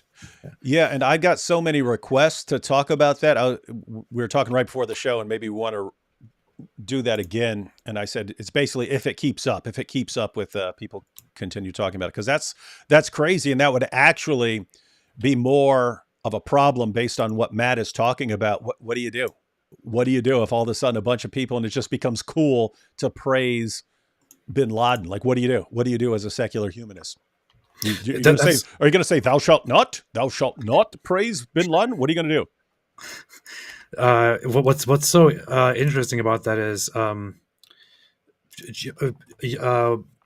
the time that 9/11 happened, people who were young adults back then, they wouldn't have come out and said, "Oh, guys, you know what? I just read the letter to America by Osama bin Laden, and guys, it's he has a point. He really had a point."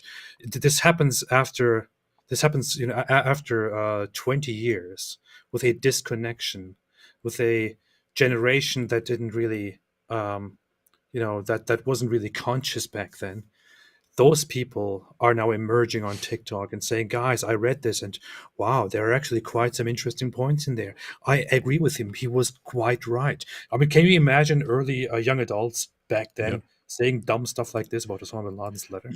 Yeah, and it's crazy when you got the same people and they're like cheering for Hamas and so on. And so, so notice, apart from massive social engineering, like how do you deal with that? This goes back to what we're talking about. If we're going to say, hey, freedom of speech, and we're going to freely agree with Matt Dillahunty and the secular humanist manifesto and so on, we're just going to agree on that. What happens when a bunch of people say, hey, we really love bin Laden and hey, Hamas is great? What do you do? What do you do, Matt? Bombs. I do not bomb them. You bomb them all. Hello, outsiders. Yeah. So anyway, if this keeps up, we'll probably end up doing another show on that where we're both on there. Hello, outsiders. I thought I was bi till I found Christ. Now I see a clear connection between societal breakdown and sexual disorder in society. No thanks to that. Romans 1:18-27 is the past 100 years in a nutshell. Yeah, AP. And then got the eyeballs pointing at AP. Yeah. Constantine here said, the Constantine? My life has value because my monkey ancestors valued their lives. Matt Dillahunty. Why are you guys messing with Matt's name? Terrible. You guys should break down the Dyer versus Dillahunty debate. I haven't seen it. I wouldn't mind. Matter of fact, I wouldn't mind that, doing some shows where we actually review debates and so on. Wait, they had a debate? Oh, interesting. AP be like, Hitler was terrible. However, he was just trying to do good. I have always been interested in analyzing and further understanding the villains and the anti-heroes. I feel like I always had this tendency to do that. So, yeah, and things have been more realistic, like even in shows and so on in recent years, like back in the 1960s and 1970s, like comic book villains would be part of organizations called the Brotherhood of Evil Mutants. Oh, yeah. Get together and try to do evil. And it's like, no, Magneto doesn't think he's trying to do evil. He thinks he's trying to do good. Yeah. Let's see. Views created by Taliban and Osama bin Laden. Views USO as created Taliban and Osama bin Laden. No. Andrew has the best debate channel on YouTube, The Crucible. Yeah, he says that. He mentions The Crucible when he's talking. James begged him to come because he's a great debater. Good day, sir. Okay, so, yeah, you thought he was on Rumble. Let's look up The Crucible real quick. That's a YouTube channel, not a Rumble channel, right, everyone? Oh, okay. The Crucible debate. Isn't that a book? Isn't there a book? Where is that? Oh, there's a channel called The Crucible. Oh, that is him here. Oh, hey, he's got...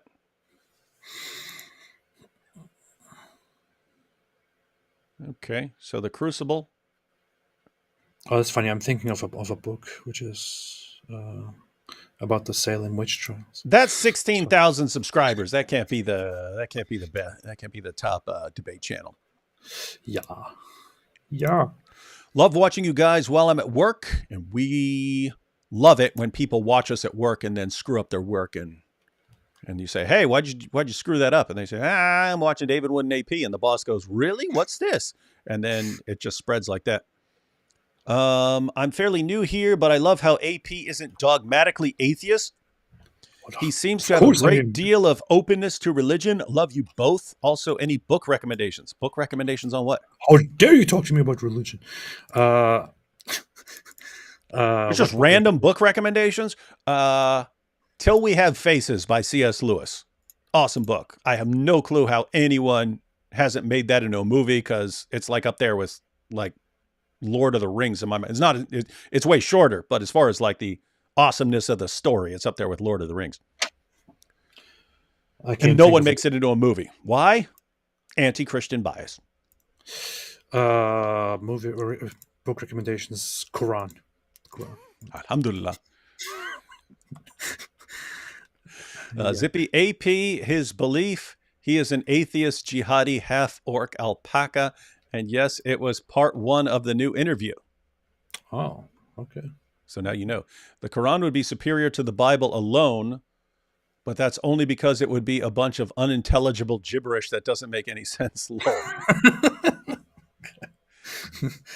Oh, man. Let's see. Pray for him like Sam. Will communist China and Islamic jihadis ever go to war? I think that China has a very clear outlook into the future. People often speculate about China and war, but China doesn't want war. China is not interested in going to war. They just want to manipulate and lead through markets.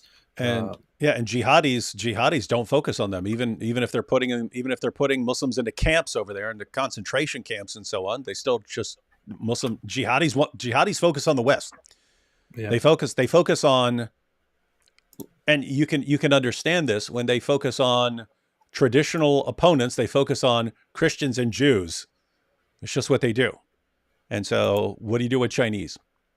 Yeah, China. I think they would be too afraid to experience internal collapse if they went to war.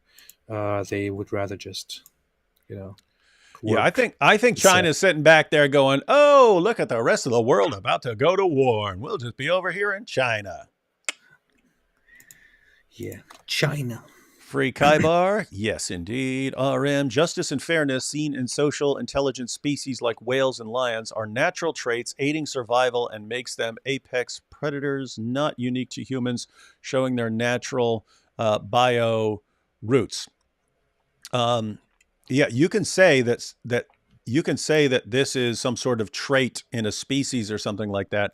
That's very different from saying that there is from language of moral obligation, saying you have a moral obligation to do this.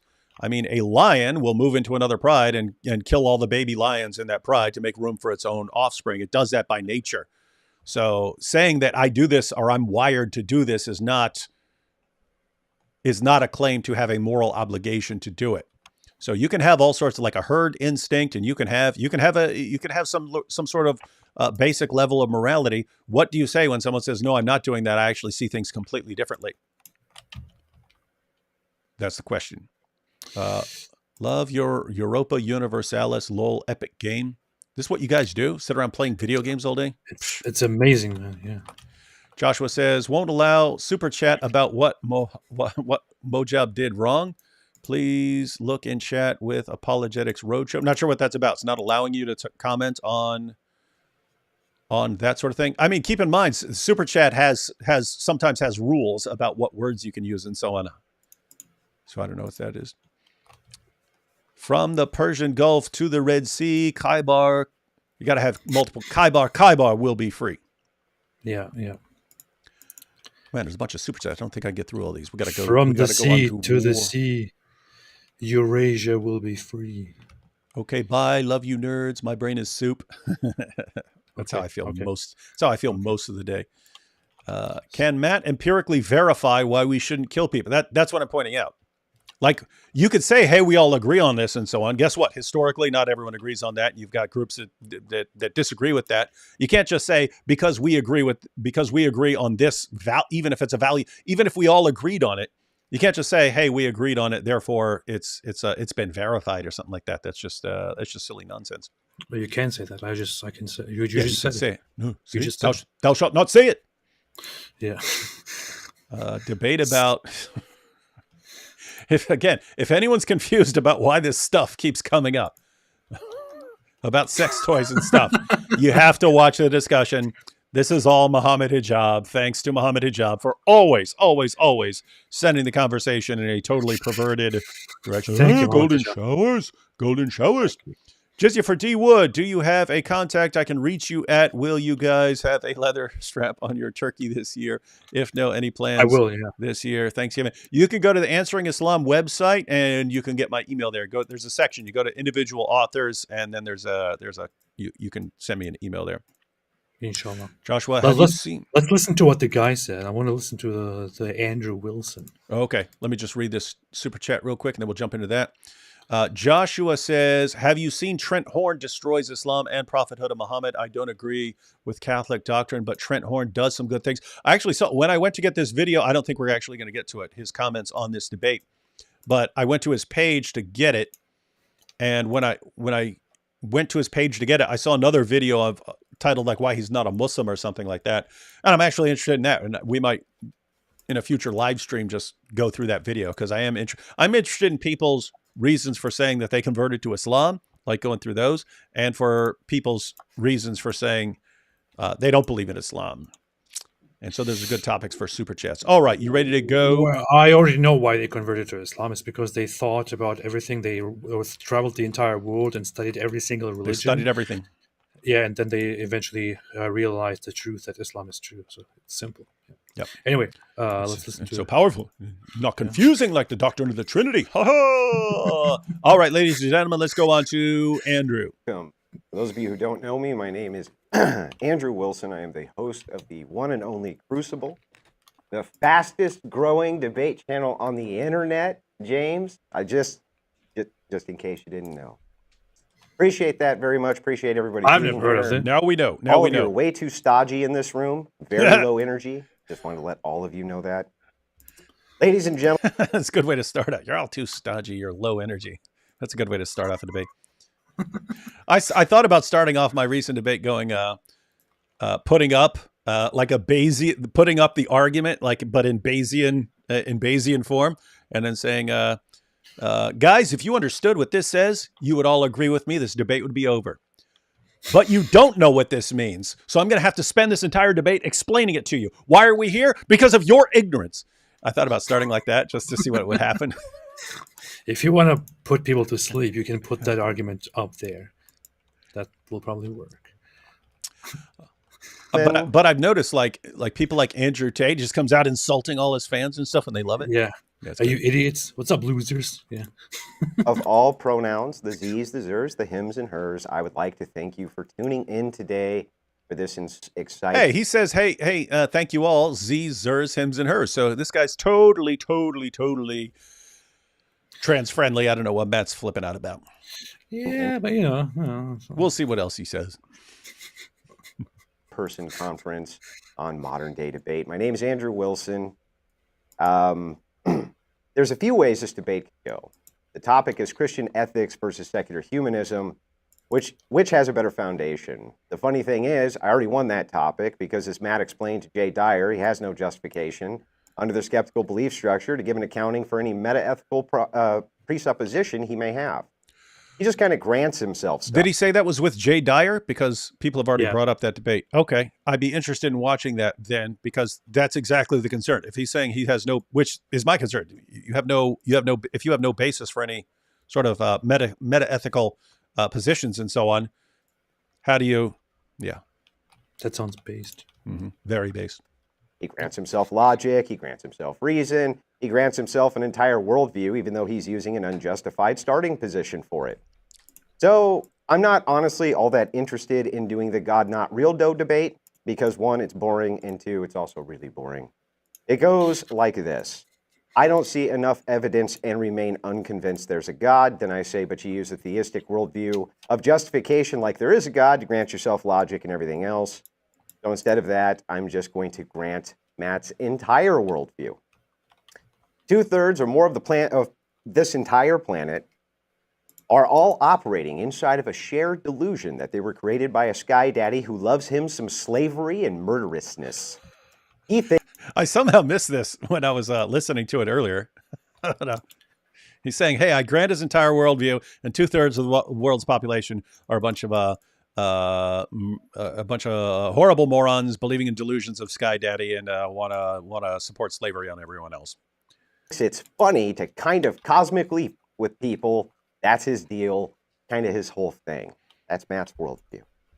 So now Matt's right, and the question becomes, should we let them to continue to believe in this nonsensical Stone Age madness, or do we stop them from engaging in it? Yeah, there you go. Matter of fact, that ties in with this one right here. We have this comment here. What's that? The way he started, I kind of think, well, what a jerk! Like, really, do you really have to do this? But then, just now when he started doing this bit, it's actually kind of funny. Yeah, look at this. So we have a response to what we were bringing up earlier about what do you do when people disagree with you? And then here's the comment. You don't have to bomb them. You can lead by example while allowing those who disagree to run their own societies. U.S. used to be like that. Notice. So no, if people disagree with your society, you don't have to bomb them. You can just lead by example. Guys, have you looked around at the world? It doesn't work like that. It just, yes, you can influence people. You can lead by example and so on. What happens when people say, nope, don't want to go in that direction. Screw you. In fact, you're bad and we want to destroy you. What do you do? How do you avoid what do you have beside the bombs to navigate those situations? I don't know what people are talking about. I think any chance, any opportunity to bomb should be used. Yeah, and I want to clarify, I'm not advocating bombing people. I'm saying, okay, if you say this and we're all going to have this society of shared values and we all willingly agree to all live according to these values, like Fantasyland, on what planet are people going to agree on all these things? And what do you do when individuals in your society disagree and say, actually, I don't want to do that. I want to do this. What do you do? Oh, you lead by example. Okay, well, great. Look around at the world and see how well that works. Why not just bomb? Like what kind of fantasy land are you living? I'll just lead by example. What if people disagree with you, say, look what this person does. Look what this person does. He's doing it and I don't like it. So you think you're setting some great example and you're not. The person's looking at that and saying, I disagree with that. I hate that. That's wrong. And what do you do with that person who thinks, actually you're a horrible example because you disagree with them? That's what I'm wondering. I don't know. Yeah. Notice in similar, matter of fact, that's actually perfect example, right? It's like how things work in your head. Jordan Peterson says, I'll solve the problem between Muslims and Jews and everything. And I'll just say, get a pen pal. That's what Matt sounds like to me. Like, we'll just do this. We'll all agree on these shared values. Where have you been living? Where?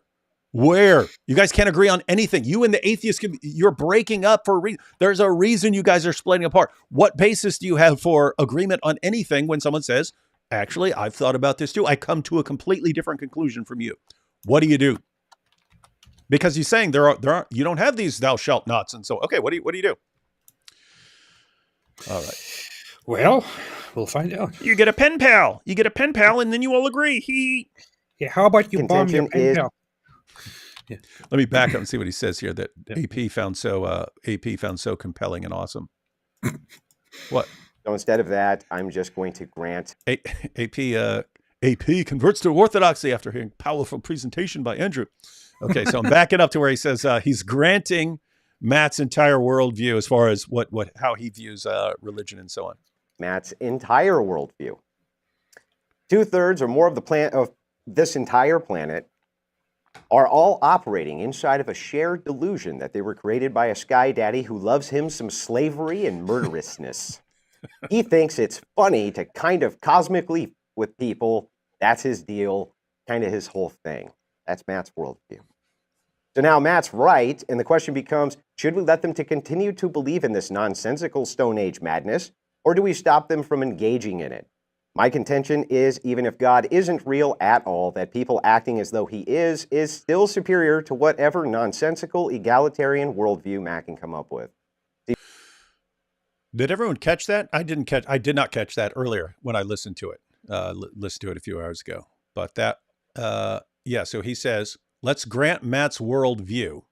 And matter of fact, this sounds kind of in the ballpark of someone who's thinking along the lines that Ayaan Hirsi Ali is going.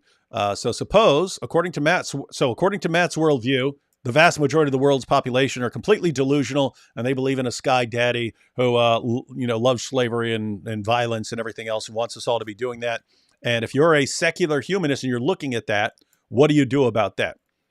What do you do? And so he's saying his position. So this is Andrew saying it's his position that it's actually, even if we granted Matt's worldview, it's actually better. It's actually better for people to believe in God and so on. And I guess he's going to be laying out a case for that. That's funny. But I didn't remember him saying that. I do remember where he goes with his case that forces Matt to rage quit. That's Matt funny. also just acts as though the things he believes are true. He believes, and therefore acts as though logic is real, math is real. Everything is real based on his presuppositional belief that they are real. You see, human flourishing, the cornerstone of Matt's ideology and that of secular humanism, is totally meaningless. Flourishing by whose metric? From my perspective, for instance, attempting to lie to people who claim men can be women isn't human flourishing. From Matt's perspective, it is. Whoa. Actually, this is a more interesting argument. I just thought he just started poking at Matt based on trans stuff. He's actually saying, okay, if we just take Matt's worldview and then we decide that human flourishing is the goal, he's saying something similar to what I was saying earlier. How do you decide? So he's saying, oh, this is actually interesting. Okay, he's making a better argument than I caught the first time. So I had basically, when I heard other people saying like, oh, he just came out and he's a big jerk, so that's what I thought. And then I listened to it earlier, but I kind of am loosely listening to it. And then now he's saying, okay, grant Matt's view. We're all going to just make decisions based on human flourishing and so on. Okay, if I say that trans stuff, saying boys are girls, girls are boys or whatever, is bad for human flourishing, and you say it's good for human flourishing, what do you do? That looks like where he's going with this. It's actually not a bad argument, and I think I don't know. Thinking back several years ago, I had such a thought where I thought, collectively seen certain ideas that are nowadays progressive might not be in the best interest of humanity in the long run, might be contrary to flourishing, which is why even if we take human flourishing as a basis, we should probably not allow those things. I did agree at that point very much with what he's saying right now, and he has a point. I mean, the argument is sound. it is sound, but of course that's a whole different matter that you need to further discuss. And this ties into what I was saying. Like, okay, suppose we all agree, because Matt's saying, hey, we're going to willingly agree that this is what we need to do and so on. So we agree on this value. Suppose we agree we need to seek human flourishing.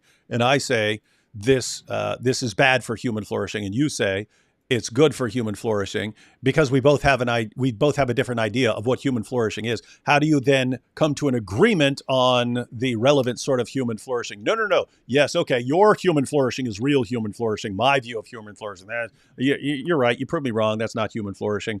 How do you navigate those? Because again, Matt seems to think, some of this will somehow be empirically verifiable and so on. No, it's values based. And you have to have some basis for saying that this is a better value or something like that. Yeah, it might seem totally easy. It might be presented as totally easy, but even when you agree on human flourishing, you will have an endless discussion on what exactly will cause more human flourishing. And a lot of the problem for Matt, for the new atheists in general, for lots of people in Western society, is that we have come to agree on lots of values after like centuries and centuries of working through things. And that's why you look around and say, oh, this is what people think. This is just how people think. And then then that causes us to get the brilliant idea, well, let's just get rid of Saddam Hussein, and then then Iraq can have the same mentality and values as us. And then we do it, and what do you get? You get ISIS. It's like, wait, what happened there? What happened there? Oh, they didn't have the same values. They didn't think the same way. That's strange. I thought that we all had the same. I thought all human beings thought like this. Precisely. Yeah. Very, very well. All right. Okay, so he is making a more interesting argument than I was aware of, and would have actually liked to see what Matt thought about this argument. I must say I agree. Why should the collective of human... I must say I agree. You agree with Andrew? No, I agree that he's making a more interesting argument than I thought. Yeah, so it looks like, and we'll see this in a minute, but it looks like Matt he's speaking negatively about trans stuff, and his actual argument is more along the lines of, even if I agree with Matt and I say, okay, we're just going to go with human flourishing, what happens when I say this is human flourishing and you say that's human flourishing? What do we do here? That's what it looks like. All right, here we go. For instance, attempting to lie to people who claim men can be women isn't human flourishing. From Matt's perspective, it is. Why? Why should the collective of humanity lie and say men can get pregnant? Why should they say that men can have periods? Things which are categorically and obviously false. That preserving homosexuality in society is good for human flourishing, even though they are reproductive dead ends. And that Western society and egalitarianism is superior to those evil theist society, even though the Western nations can't even reproduce their own populations, but instead have to replace their population with foreigners from those theist nations that can reproduce. Did you catch that? So he talks about, notice, my goodness, this is way more well thought out. You can say the examples he's using are meant to upset Matt or something like that, but the actual argument significantly more interesting. So he's saying, look at the direction we actually go with this. So if we're talking about human flourishing, and I say, hey, this is not good for human flourishing, and I say, look at what happens if, given the route that Matt wants to go, you end up with lower birth rates, and then you need to replace the people who are dying, and you don't have enough people being born because your birth rates have plummeted. And therefore, what are you going to do to keep your population going? You're going to import a bunch of jihadis. That's what you're going to do. You're going to import them from somewhere else, and they're going to have different values. What do you do? In other words, your entire system is incoherent and breaking down. Yeah. And the point is, he's saying, hey, if you think about Matt, your view is you want your kind of human flourishing, and you expect your kind of human flourishing to be the best flourishing. If we go with what your human flourishing is, your birth rates drop. You need to import more people, bring in more people. They're going to come, and you're not going to have your kind of human flourishing. So your human flourishing actually would destroy itself instantly. Interesting. Yeah, I think I wouldn't really agree with the conclusions, and I think it's a very simple example and argument. And I'm not sure if you can actually evaluate human flourishing based on fertility when you talk about homosexuality and all of that. But that said, he is making actual arguments here. I don't see any. Yeah, this is not just him insulting. Yeah, he's making actual arguments that should be considered. Yeah, and going along the lines with what you said, so what you could say is, from the perspective of human flourishing, and if you held to Matt's position, I think Matt could respond, well, if we recognize that as a flaw, we can adapt. We can do things to encourage more reproduction or something like you could say. You could say, so just because that's the way things have been going for secular human, for people in the secular world and so on, we end up having the lowest birth rates. We could, in theory, come up with ways to not have that. So it wouldn't be a sort of necessary feature of this. Yeah. Okay. Yeah, I agree. And again, would have been good to see Matt Deal respond to that. I know that's the thing. So far, what I'm hearing here right now is the guy, as much as I or you might not agree with the ideas, he's actually raising valid points that would be very interesting. It would be very interesting to see this unfold, to see responses to this, to see how this continues. So I'm interested. But you're not going to. Let's start with a basic societal question recently asked of the West, who has now embraced a scientific and non-theistic approach to governing. Super basic question every kindergartner knows. If you don't believe me, go watch Kindergarten Cop. The question posed to the Western nation is, can a man... It's not a tumor. If you haven't seen Kindergarten Cop, you don't know what I was just talking about, AP. No idea. Yeah, I saw Kindergarten Cop in high school. that can reproduce. Let's start with a basic societal question recently asked of the West, who has now embraced a scientific and non-theistic approach to governing. Super basic question every kindergartner knows. If you don't believe me, go watch Kindergarten Cop. The question posed to the Western nation is, can a man be a woman? Right? To the question of if a man can be a woman, they say the answer is yes. And the way we will decree they can be a woman is by simply saying that woman now means male. Problem solved. Thank you, secular humanists. Thank you so much. Nope, not kidding. Why, you ask, would people be this over-the-top stupid? Well, it's simple. The good is the good, man. We have to do what's good for human society and human flourishing. And if you don't call these deranged lunatics something they obviously aren't, they might self-terminate. So in order to avoid that, we need to make everybody on planet Earth lie to them. That was the objection That was, as far as I recall, that was the basis for Matt rage quitting, called them deranged lunatics. So, but notice I mean, he could have used different language and made the exact same point. But even then, self-terminate, maybe play this part again, because once you pay attention to it, it sounds pretty messed up. Yeah, it sounds messed up. But he's saying, okay, so I have one view of human flourishing, and you have another view of human flourishing, and we say, okay, why should we say that girls can be boys now and boys can be girls? So why? So notice he's asking, how would you distinguish between those two? And you say, well, this view is good. And you say, why is it good? And the argument you would give, so he's saying how you would actually defend that this is good for human flourishing. The answer you give is because, well, if you don't affirm them, then they're gonna kill themselves. Mm-hmm. And so he said, and by the way, I have seen that argument from representatives of that position. So you can say he's being mean by saying deranged lunatics or something like that.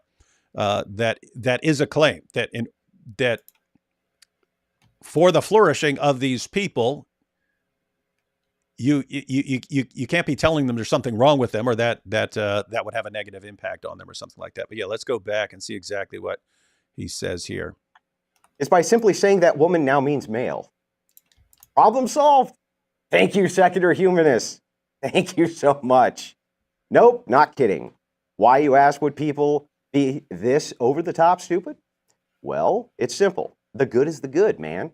We have to do what's good for human society and human flourishing. And if you don't call these deranged lunatics something they obviously aren't, they might self-terminate. So in order to avoid that, we need to make everybody on planet Earth lie to them. This is human flourishing. Yeah, okay. So I have to say, so far, the things that he said, the arguments that he raised, seem very interesting, very, very interesting stuff. But here it takes a turn and it becomes slightly becomes a little bit twisted because, yes, you might have strong opinions on this stuff. You and I, we have strong opinions on things, but when you go into a debate, and you have an opponent and you make your points in opening statement, I don't know, there, choosing your words correctly, choosing your words wisely is probably a good idea. If you feel about something so strongly, but then you go into it and then you call your opponent basically something stupid, and then you don't call them deranged lunatics because you're afraid that they might self-terminate. I mean, this is just a single line of, crossing a lot of red lines there. So I can see why somebody would say, oh, you know what, I'm not engaging in this, and walk out. Yeah, so the argument he's raising, I think this is a very legitimate argument to raise in a debate about whether secular humanism is actually whether it can even work, whether it can work. So again, following the argument, suppose we agree on human flourishing, that this is the goal. Okay, well, I say this is bad for human flourishing. You say it's good for human flourishing. So who's to judge that dispute? And so you say, but this thing that we're aiming at is good here. This is good. So saying that girls can transition to boys, that boys can transition to girls, and so on, we believe that's good. And so you say, how would you defend that as good? And you say, because there would be bad consequences if you didn't affirm this sort of thing, then that's going to have a negative impact on them. That would be bad, and so on. So as far as that, I think that is a good argument to have in this discussion. But yeah, so the question is the language. And I think the reasoning as far as Matt is concerned is if you view yourself as like someone who's standing up for the trans community, and this guy's sitting here calling them deranged lunatics and saying, the only argument a secular humanist can have really is, well, it's good for human flourishing that we affirm this, because if not, they'll kill themselves. But you're calling them deranged lunatics and so on. I mean, it is a good argument to have, but really, it's like it goes a little bit too far. It makes light of something that the other side might take very seriously, which is a serious thing, which is suicide. And I mean, especially if you've got a trans person or two sitting in the audience right there watching. You definitely have trans people who are watching the debate and so on, and so. It's like, I mean, you have to consider that you are talking to humans. You're not talking to to somebody uninvolved, just watching this, who has strong opinions like Andrew here. This might seem like, hey, what's the problem? Yes, he says exactly what needs to be said. But to other people who don't quite see it that way and who personally deal with these things, they will not take it the same way. And we are dealing with humans. You can, as much as you want, say, well, snowflakes, feelings, this and that. It doesn't matter. You are dealing with humans. Humans have what you call emotions. And you are debating here in public in order to appeal to people's thoughts and people's emotions. If you come like this, in this way, you will lose people, and you shouldn't be surprised about that. Yeah, because I'm thinking in terms of, okay, if you had a person who is really, really nice and always respectful in debates and so on, and then you started talking like this, that's one thing. But you've got Matt, and yeah, according to Matt,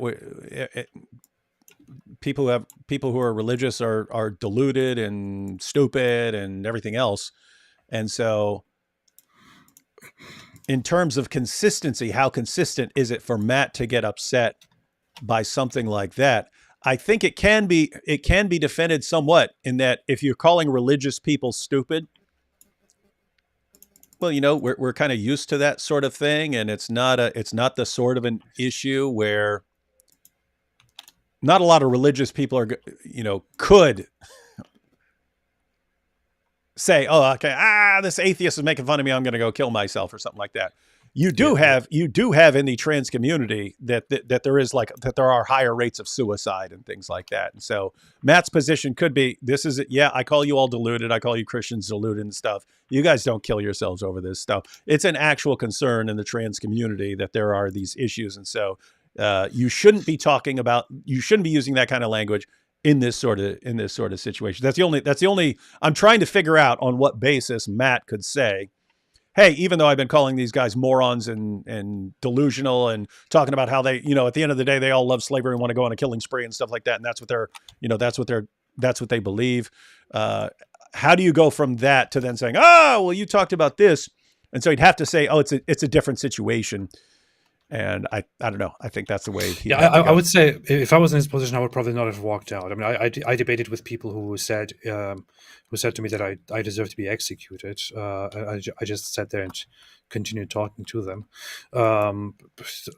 It's everyone's choice what they do with this. I would say the arguments are interesting from Andrew. But the way he put this specific issue, I can't blame Matt for what he did in the end. I have to be. I guess that's the nuance that I see here. That's as charitable as I can be to either side.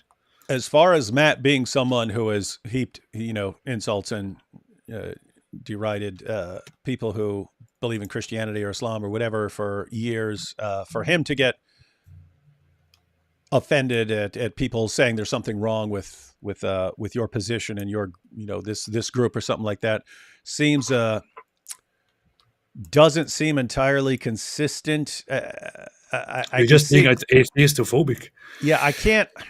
I'm like you. It doesn't seem to me to say, oh, Matt should have walked off stage. Worst case scenario, he should have brought that up. Said, hey, guy, hey, there are people who actually struggle with this, and using this kind of language is not good. So please, matter of fact, I would have said, hey, if you're a Christian, you actually believe in even if you believe they're deluded and that it's problematic, it's probably not a good idea to talk about them in this way because of the higher suicide rates or something like that. So why don't we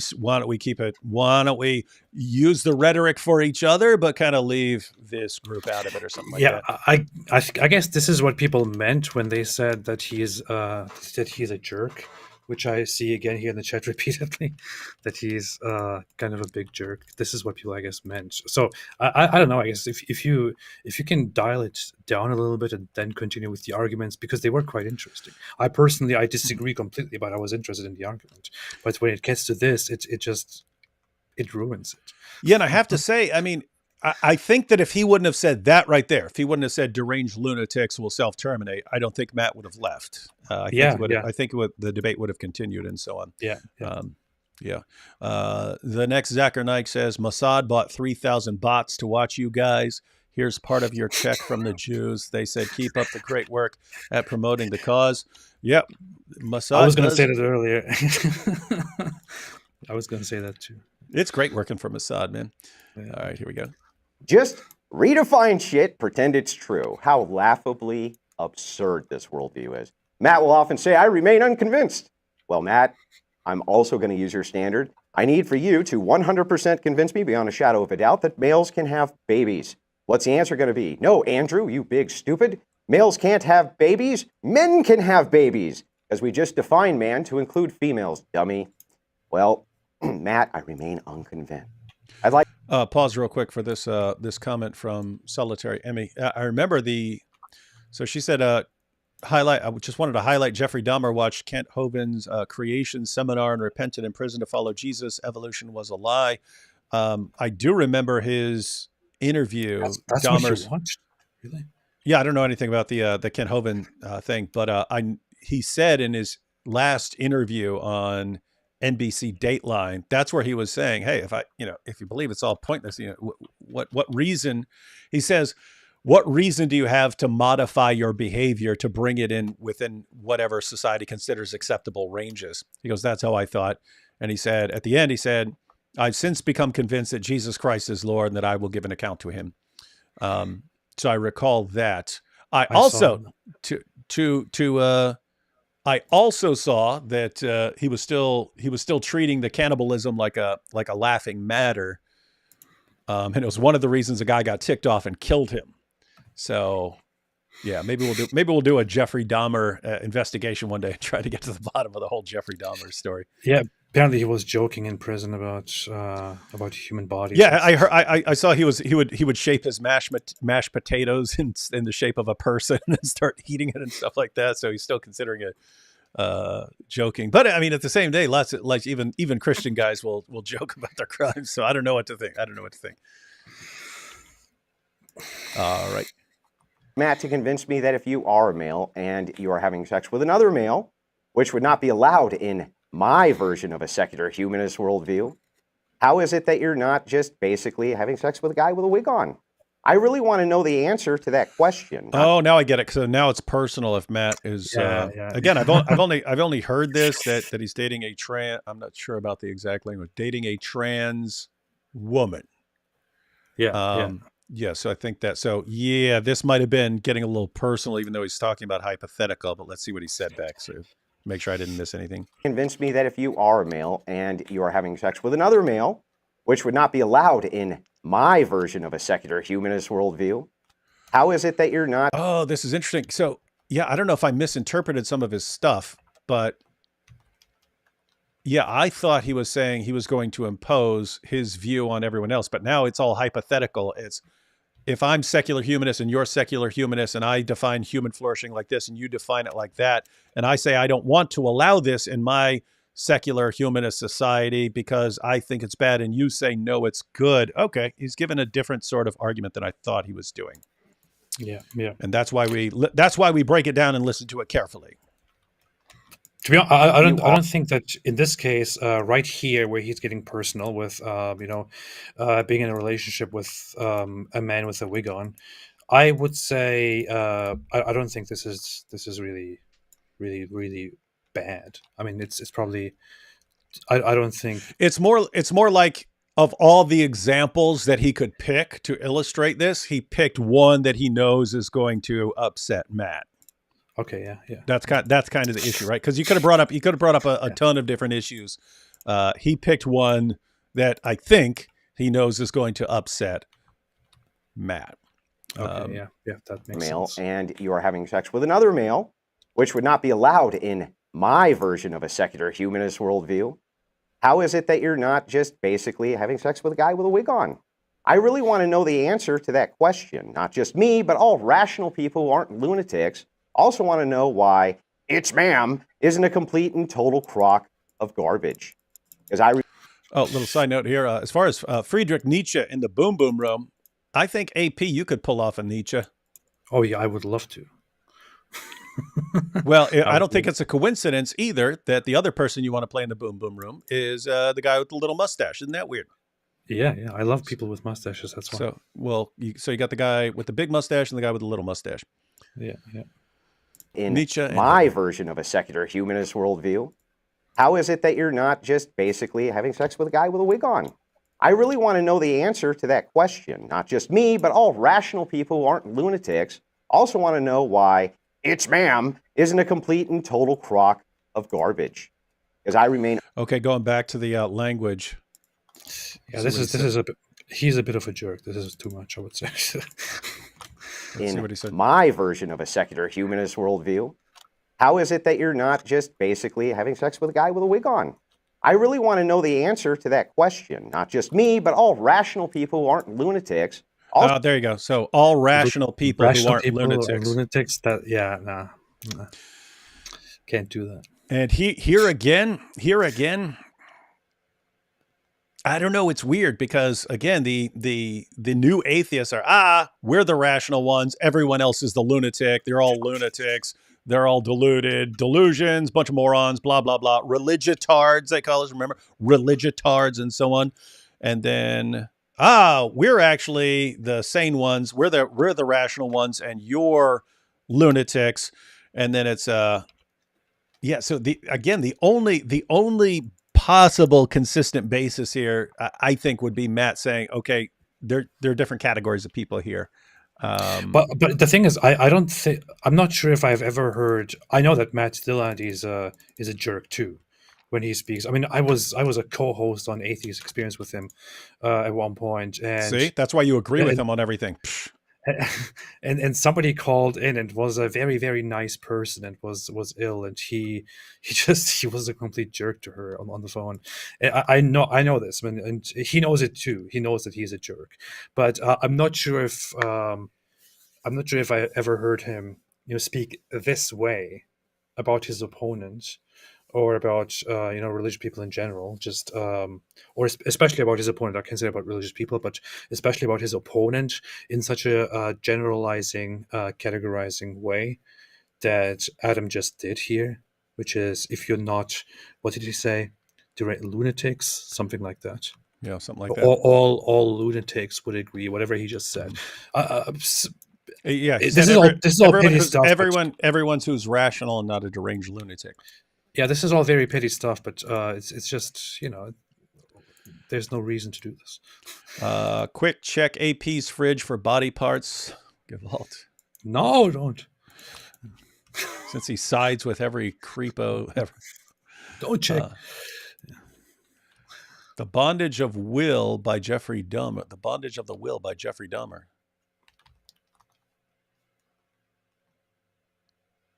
Is that something you wrote? Yeah, that's what I'm wondering. I'm not familiar with that. I want to know why It's Ma'am isn't a complete and total crock of garbage. Because I remain unconvinced that it isn't a total lie, and that these people don't just pervert the language to include their own perversions and then add human flourishing at the end. Matt has said he will. Now, notice the point right there. You can take anything and just say it's human flourishing and just add, and this is human flourishing at the end. So it's like he could have made the exact same points without calling people lunatics, and Matt would have had no basis for justifying rage quitting. You know what I mean? So that's what yeah, I mean. These are sound, interesting arguments, but they could have been done in a better way. Make a law stopping 9-year-olds from having sex with each other. Let's back up, because Matt also complained about this. Oh yeah, this is interesting. Let's see. I'm convinced that it isn't a total lie, and that these people don't just pervert the language to include their own perversions and then add human flourishing at the end. Matt has said he wouldn't make a law stopping 9-year-olds from having sex with each other. Not kidding. Now, I know this is going to sound a little bit totalitarian, but I would in fact create laws that made it a crime for a 9-year-old to have sex with their 9-year-old. I would hold the parents criminally liable for allowing this to happen in my evil authoritarian society. I'm not sure he actually misrepresented Matt there, because he didn't say Matt approves of 9-year-olds having sex. He said Matt said he wouldn't make a law against 9-year-olds having sex with each other. IP said the same thing. Yeah. And this guy's saying, no, I would make it did he say he would make it a law for the parents that would arrest the parents? Let's see what he said real quick. The point is, I don't think he misrepresented Matt there. Matt claims he misrepresented him or something like that. Yeah, but the thing is, he's sensationalizing this a little bit. Like, IP said the same thing. IP said I wouldn't make a law, and that was the whole discussion with Kikichu. But yeah, let's see what he said. Yeah. So again, the idea here is, so for anyone who's not familiar with the background, so the great Dai Daniel Hakikachu was defending child marriage, and you have to marry off kids when they're young, because if you don't, then they're going to start having sex outside of marriage. And so in order to stop that, you got to marry them off while they're young. And then Inspiring Philosophy didn't agree that that's a good idea. And so the response from Daniel Hakikachu is, well, what if kids do? What if 9-year-olds have sex? What do you do then? What if 9-year-olds, 10-year-olds, 11-year-olds? What if kids do have sex? Should you make a law against that? And the idea here is, like you might want to say, oh yeah, you need to stop that, but like what? You're going to throw kids in prison for that? Like what are you going to do? What's the solution? What do you do here? I mean, generally, with some very rare exceptions like school shootings and so on, you generally don't punish young people the same way you punish older people. You really don't punish 9-year-olds the way that you punish adults. Sometimes they'll punish like a 15 or 16-year-old and so on as an adult. But someone who's 9, like, what do you do? So in other words, if you're going to say, hey, that's wrong, but I'm not, I'm not going to put him in prison. Well, like what exactly do you do? Inspiring philosophy said, we'd want to do education. If you wanted to do something and say, hey, you're going to give him community service or something like that, that would be one thing. But it sounds like he's saying toss the parents in prison. Yeah. So the thing is, both IP and Matt Dillahunty agree that 9-year-old kids shouldn't be having sex. Yeah. But they don't agree that that it is good or useful or the best option to put a law in place which punishes them in case they do have sex. So that's the thing, and I think the problem here would be the way Adam just presented this. It looks like it makes Matt kind of look like he is okay with kids having. Okay, so you're saying even though what he said was correct as far as Matt's position, for people who aren't familiar with that, they just heard what? Matt doesn't have a problem with 9-year-olds having sex? Yeah, that's what it sounds like. So. Okay, I can see that. Yeah, so yeah, notice it is I don't know. So keep in mind, we're not talking about like a 20-year-old having sex with a 9-year-old. Notice if you had a 20-year-old having sex with a 9-year-old, even if the 9-year-old was completely willing, it would be the 20-year-old who would be punished, right? That's the person who's punished. The 9-year-old would be treated as a victim. Okay, so what do you do if it's 2 9-year-old? It's very difficult to say, hey, here's, you should give out prison sentences or something like that, or even that you could make a law, because then you're going to have what? You're going to have 9-year-olds testifying about what they did in a jury, and I don't know, it sounds really, really weird. But yeah, let's see what his alternative is in his view of human flourishing. In fact, create laws that made it a crime for a 9-year-old to have sex. Let's back this up. Their own perversions, and then add human flourishing at the end. Matt has said he wouldn't make a law stopping 9-year-olds from having sex with each other. Not kidding. Now, I know this is going to sound a little bit totalitarian, but I would in fact create laws that made it a crime for a 9-year-old to have sex with their 9-year-old. I would hold the parents criminally liable for allowing this to happen. Now, this is just stupid. This is the stupidest thing he said so far. I would hold the parents criminally liable. Yeah, if you had parents who know that their kids are boning and stuff like that, yeah, parents should take steps. But I mean, what parents generally wouldn't have a clue what's going on if that was actually happening. And so you're going to what? So, but notice what he's saying. Okay. If a 9-year-old has sex with another 9-year-old, so they're sneaking around their tree house and they play doctor, and then it goes a little further and so on, I'm going to stick the parents in prison. Okay, so now this 9-year-old who's already sexually active has no parents because they're in prison. Okay, that sounds stupid to me. Yeah, so it looks like I don't know if Adam is misunderstanding what he heard, but did you say Adam? Yeah, isn't that his name? His name's Andrew, man. You think all Andrew. You think all A names are the same? Okay. Did I just say Adam before again? Yeah. Sorry. Yeah. So Andrew, I don't know where Adam came from. Andrew, he might have misunderstood what he heard, but that was not the discussion. That was not the point at all. Matt Dillahunty didn't at any point say that he is against laws preventing 9-year-olds from having sex with each other. That was not what the discussion was about. So this is a misrepresentation, and I'm not entirely sure if he's deliberately misrepresenting it or if he himself didn't understand it. But it is a bit weird because that's not what the discussion was about at all. So I see that. In this context, he's using it as another example of the discussion. So my version of secular humanism would be this. I think it's good for human flourishing to punish the parents and throw them in jail for what their kids are doing. Matt thinks that you shouldn't do that sort of thing. And so how do you navigate those? I don't know if he's still making the same point that he was making earlier, if he's kind of moved on. But Matt also never said that shouldn't be done, What? So I'm pretty sure Matt never gave his opinion on that. Like what his point was in that discussion, that he wouldn't, punish basically kids for doing that, and he wouldn't make it a crime for them. Yeah, that's what he said. Matt's position is, and he's saying he would absolutely arrest the parents for what their kids are doing. But his wording with what he just said his wording is that Matt Dillahunty, would not have laws preventing kids from preventing 9-year-olds from having sex. That sounds a little bit strange. That doesn't sound very much like what actually happened. That sounds like Matt would. Well, be, he doesn't believe in laws against it, right? So he could say, Yeah, as far as But the way he presented I it- didn't see it. I'm just thinking of what IP said, and IP said I would try to deal with that through education or counseling or something like that, not by making laws and punishing them or something. the thing is, the way Andrew presents it, it looks like it sounds like he.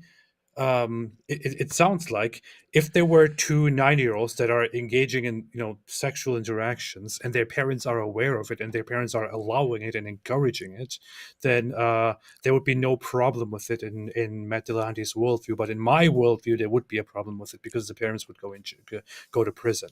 And I don't know. It seems like there is a big misunderstanding or misrepresentation going on here. It's kind of wild. So you're saying that while what he's saying is correct, people who aren't familiar with the background of these discussions will interpret that as Matt thinks it's okay and this guy thinks it's wrong. And oh my goodness, we got to side with this guy because Matt's a lunatic who has no problem with 9-year-olds having sex. Plus, I'm also not sure at this point if Andrew actually understood what Matt's position entirely is. Yeah, let's go ahead and see this. Human flourishing at the end. Matt has said he wouldn't make a law stopping 9-year-olds from having sex with each other. Not kidding. Now, I know this is going to sound a little... Wait 1 second here. I've been posting this. We don't have time to actually discuss all the super chats and so on because I do have to be going soon and we're going to get through this. But here on SK's thoughts on Ted Bundy's conversion claims. I'm not familiar with those claims, but I've never been interested in Ted Bundy. So. Yeah, I believe that psychopaths can have genuine conversions, but I would say you need to watch them and see if it is genuine because they are habitual chronic deceivers and manipulators. And even without looking into this, I would predict you probably couldn't tell. You probably wouldn't have enough to go on with Ted Bundy to know if he was sincere or not, if he did have some sort of conversion claim. But again, I'm not familiar with it.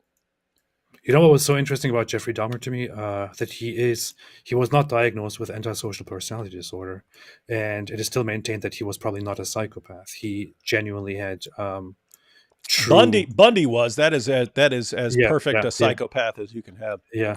But that's the thing that's what fascinates me so much about Jeffrey Dahmer, because he was like, I don't know, he genuinely felt sorry. He was crying while he was doing very messed up things. You're crying, which is very, I don't know, that's much more interesting to me than some psychopath going around and killing people. You know? Yeah. All right, so let's see exactly what Andrew here says. A totalitarian, but I would in fact create laws that made it a crime for a 9-year-old to have sex with their 9-year-old. I would hold the parents criminally liable for allowing this to happen in my evil authoritarian society, where I don't even let 9-year-olds have sex or the parents go straight to jail for negligence. Now, I think that's better for human flourishing. I think maybe parents would be far less likely to let their 9-year-olds do that if they went to jail. Stupid me. Next, I would in my authoritarian society decree that all simulated sex acts in public were criminal offenses and would make sure that all people went to prison for the crime of indecency, which doesn't assist with human flourishing, and I'd like to know why I'm wrong. Secular humanism can basically be whatever the hell you want it to be. It doesn't really need the principle of freedom or the starting axiom of freedom and peace in order to postulate whatever it wants. It's sloganeering. They're slogans. They don't mean anything. Okay, why do 9-year-olds need to be able to have sex in order to advance humanity? Why do we need to lie about a person's sex in order to advance humanity? Why are these things necessary for human? This is where the misrepresentation is taking place, and this is what Matt was kind of angry about, because this is what I meant. He's making it look like 9-year-olds having sex is no problem according to Matt's worldview. He just said, why wouldn't they? Why wouldn't they need to have sex, and that's not Matt's worldview. That's not what he said. That's the problem. No, you're misrepresenting what Andrew said. No. Because you're jealous and you've been humiliated. He's actually, again, I was kind of listening to it to get an idea of what they were talking about. I wasn't carefully listening to it earlier, but yeah, he had a very different argument than what I thought. And his main argument is, once you, if you're just going to say, hey, we're going to agree that we seek human flourishing, you can tack anything on. You can say anything you want and then tack, and this is for human flourishing. In other words, AP could Adolf have said, hey, this is for human flourishing, and done exactly the same thing? Yes, of course. Of course He actually did. That's Yeah. actually basically what he said. So. And so did everyone. Think of all the great genociders in history, and guess what? They're all saying we have to do this for the greater good and for human flourishing, and so on. Yeah. And so Hitler didn't say we want to kill all these people. Hitler said this is for the greater good. We have to make these sacrifices. Sorry, but this is what needs to be done. That was his reasoning. And so, yeah, here you had a quick question for you. We'll have to be quick on this, but we can talk about this in more detail in a different setting. But was the debate titled Mike Johnson takes over America with Christian nationalism? Sorry, but America is forcing their ideology. AP, thoughts on secular humanism? What's your thoughts on secular humanism in a nutshell? I would have to think about that. I don't call myself a secular humanist. I think when I thought about it in the past, it seemed a little bit too naive and too limiting. I don't know. That's it. So Sorry. AP says no to secular humanist values. Sorry. And desires to impose his ethics on everyone else. Love your work, David. Would love to see you. Re-education camps, things like that. Yeah, that's what we need. Love your work, David. Would love re-education camp. Would love to see you react to the Dr. Bonson and Gordon Stein debate. Right up your alley. When you ask the question, says who? The precondition for intelligent experience. Yeah, that was Greg Bonson, and he took a presuppositional approach.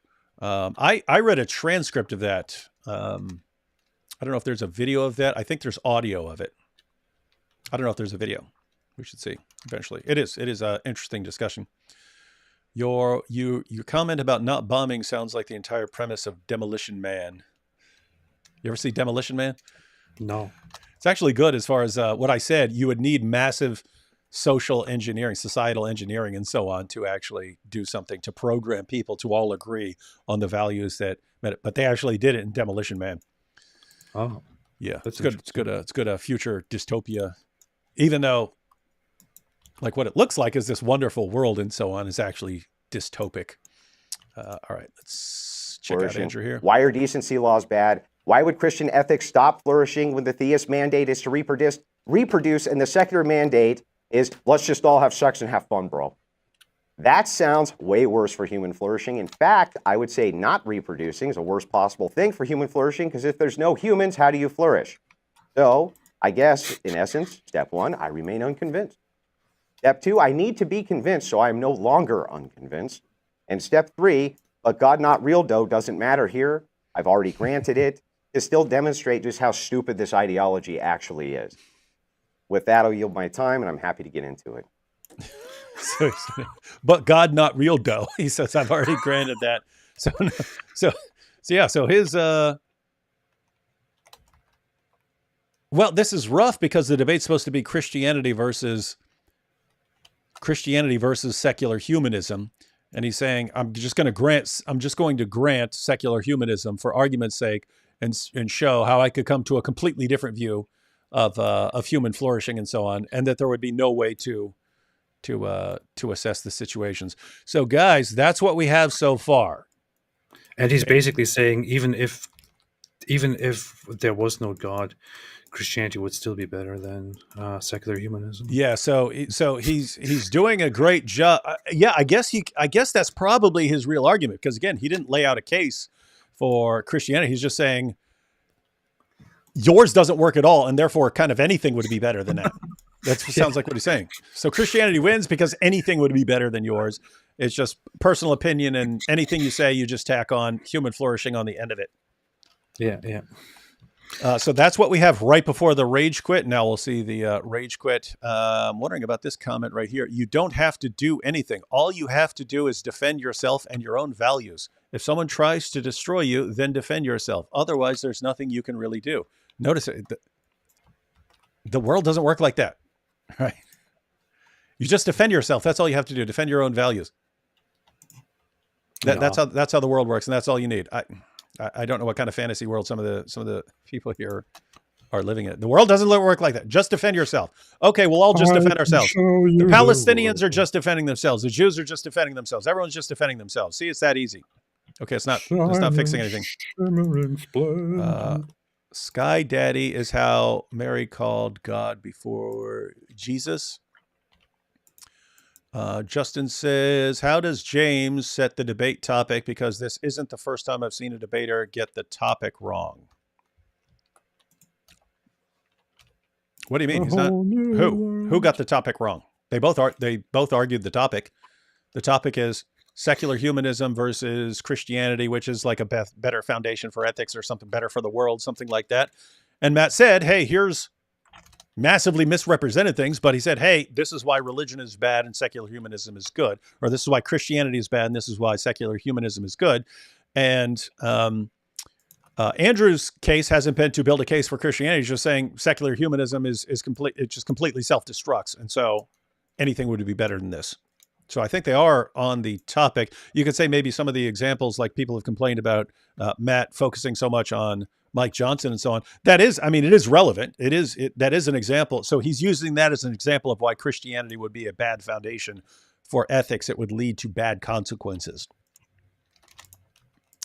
And here we have, if Matt believes human flourishing is the goal and someone else believes, okay, here you go. If Matt believes human flourishing is the goal and someone else believes enslaving people like Matt and castrating them so they don't breed is the goal, how does secular humanism reconcile these two? Well, notice that this isn't between human flourishing and enslaving people. What you could say is enslaving, if we agree on human flourishing, we all adopt human flourishing as our model. And to give an example that would actually be extremely relevant, and someone says, hey, for the greater good and for human flourishing, we have to exterminate all stupid people. Because, you know, if every generation we kill all the dumbest people are going to get smarter and smarter and smarter. It'd be great for human flourishing, right?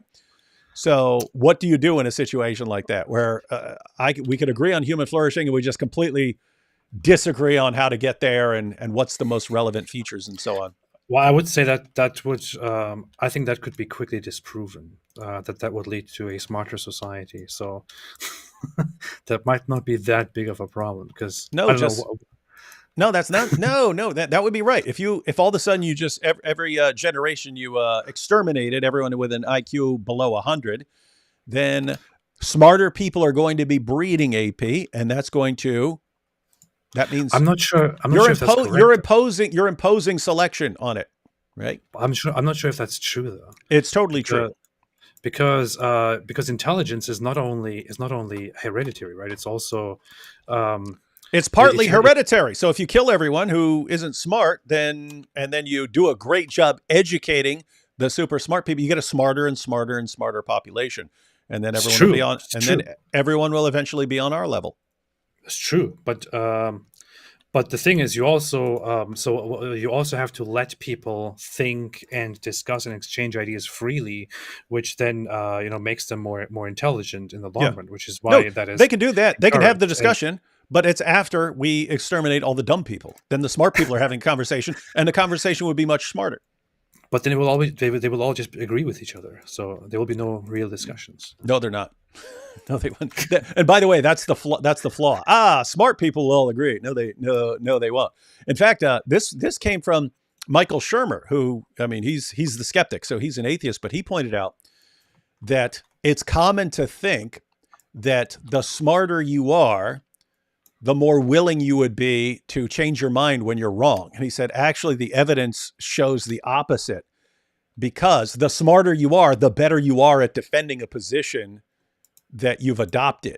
And so even when it's attacked, you're better at defending it, and therefore you're less inclined to change, even if there were evidence against you. But yeah, this ties into this sort of delusional thinking. If we just had a smarter population, it would be better, and everyone would agree. Well, I don't know. I mean, you might have a bunch of people who are better at scheming and committing crimes and so on because they're smarter. It's beautiful. So anyway. Yeah, somebody said genius is not genetics. I'm sorry, but that is not really true. So the science currently is on. It's very well established that intelligence is inherited, mostly actually inherited. Where there is a study, for example, which tests the intelligence or the IQ levels of siblings that were raised apart from each other by different parents. They are in intelligence much closer to each other than children who are not siblings but who are raised in the same home.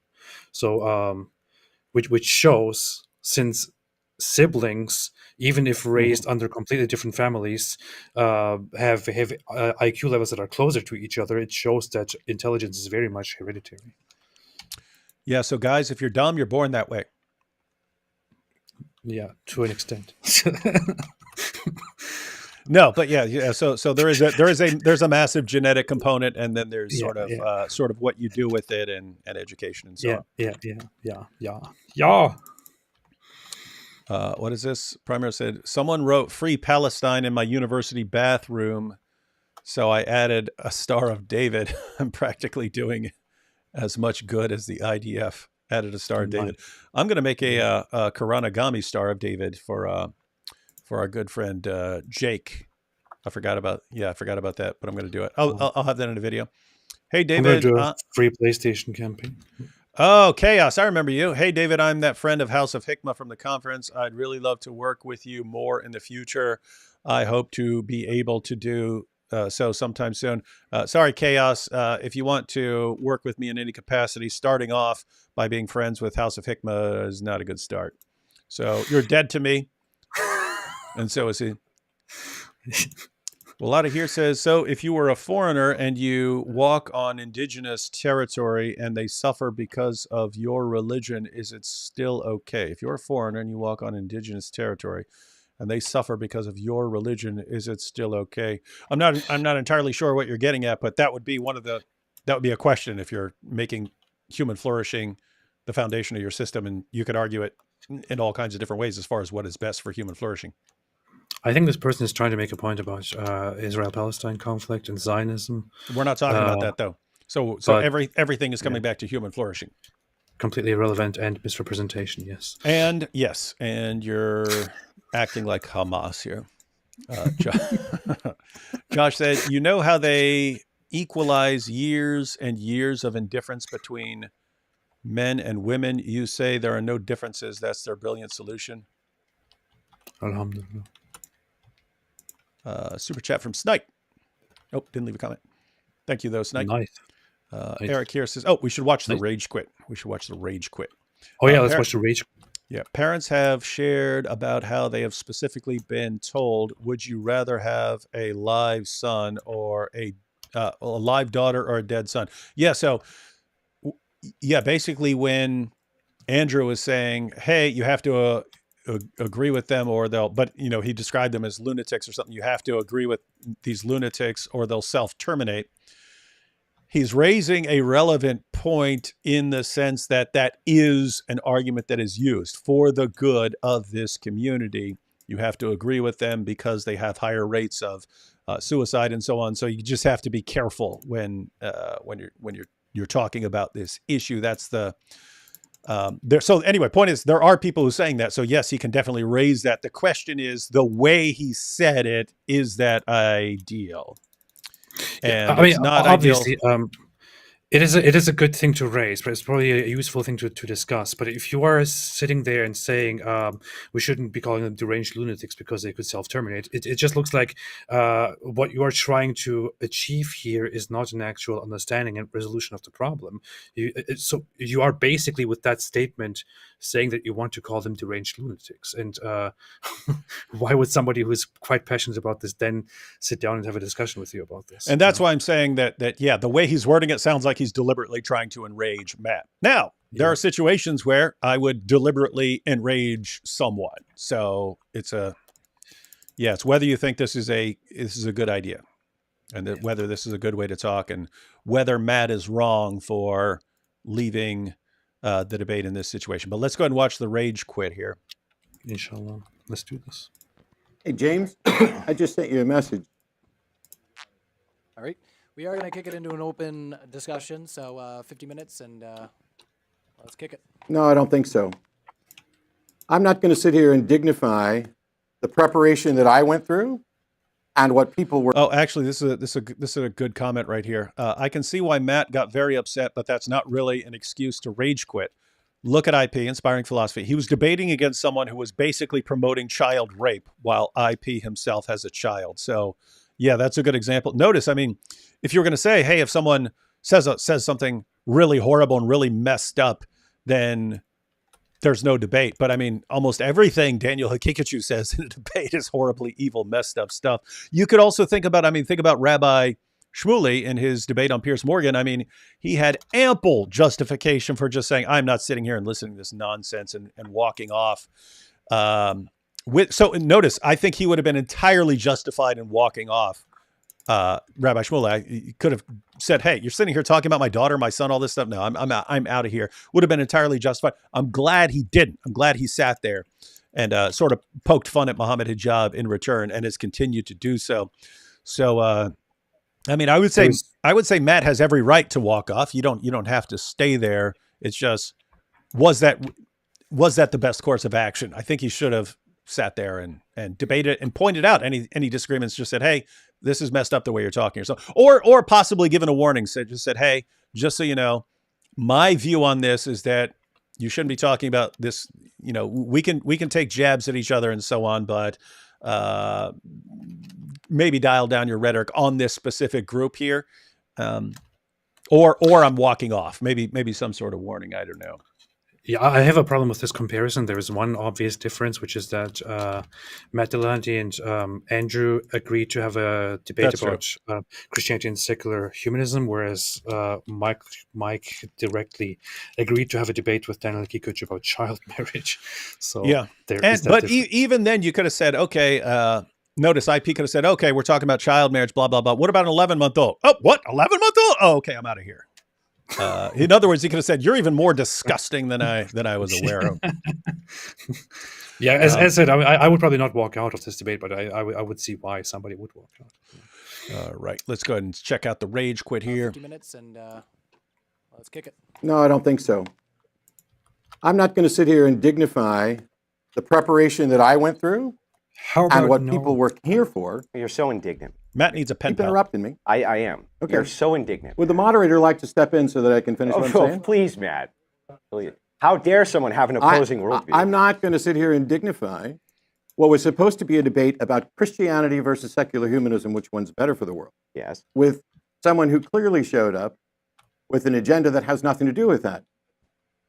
Someone who refers to trans people as deranged lunatics who will self-terminate if you dare to question them. How am I wrong, Matt? Someone who misrepresents a... Now that's interesting because he said, how am I wrong? So that would have been a good opportunity for Matt to say, here's why you're wrong. I'll explain to you why you're wrong. Either why you're wrong, why you're factually wrong, or, since that would be kind of difficult, why you're wrong in the way you're talking about it. In other words, if Matt really thinks that's wrong, here, it's a weird kind of proof of the problem with Matt's view. If you take something like, hey, should you talk about this community in this way? What argument can you give to someone who doesn't agree with you?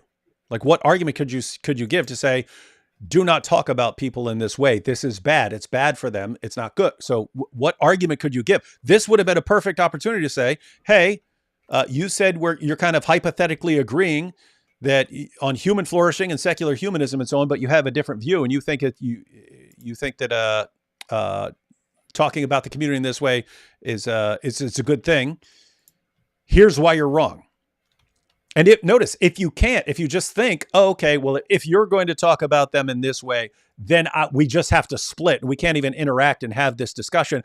That's the problem, Matt. Like, what do you do? How do you solve disputes about this kind of thing?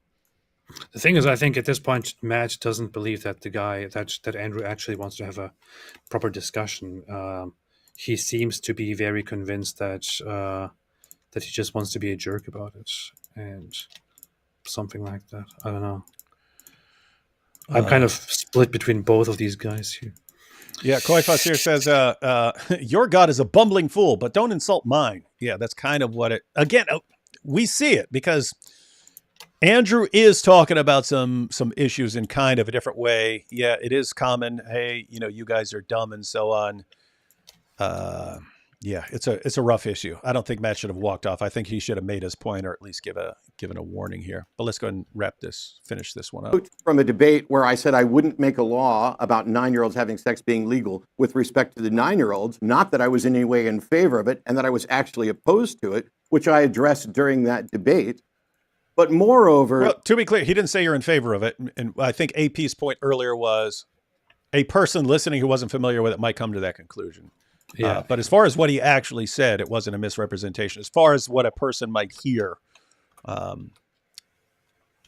maybe. This is not remotely an honest interaction on the front of whether or not secular humanism is valuable. Because this, when he presented his position here, has nothing to do with secular humanism. From the get-go, it's all about me. Matt thinks. Matt thinks. I'm giving what Matt thinks. What Matt thinks. What Matt thinks. What Matt thinks. This seemed like his dumbest point. That's the problem. Yeah, that's the problem here. Because he talked so much about the speaker, the House Speaker, and now he's complaining that this was just about Matt. So, yeah. I didn't even get that from Andrew. He's just saying, here's what you're saying. Here's what you're saying about secular humanism. This is the position. Human flourishing. Blah blah blah. Okay, what if I have a different view on something? I didn't even get that he's just harping on Matt's some specific position to Matt. Yeah. In other words, he could take that exact same argument and give it to a completely different secular humanist. I wouldn't see a difference, but yeah. Yeah, so I think there's a really weak objection from Matt. He has a point a serious point to consider on whether he should sit here in this conversation with a guy who's, saying, they're deranged lunatics who self-terminate or something like that. At least we understand the point he's making. Here, I don't even get the point he's making. No, here he's wrong. He's just wrong. Yeah, this is a dumb point. AP and I agree. This is a dumb point, complaining that he's just talking about Matt's specific position when Matt spent half his opening statement whining about Mike Johnson. And I didn't get from Andrew at all that he's just focusing on Matt or something like that. He's pointing out a problem. He's pointing out a problem with secular humanism. I wouldn't say dumb. I would say stupid. Yeah. Stupid. Not that I was in any way in favor of it and that I was actually opposed to it, which I addressed during that debate.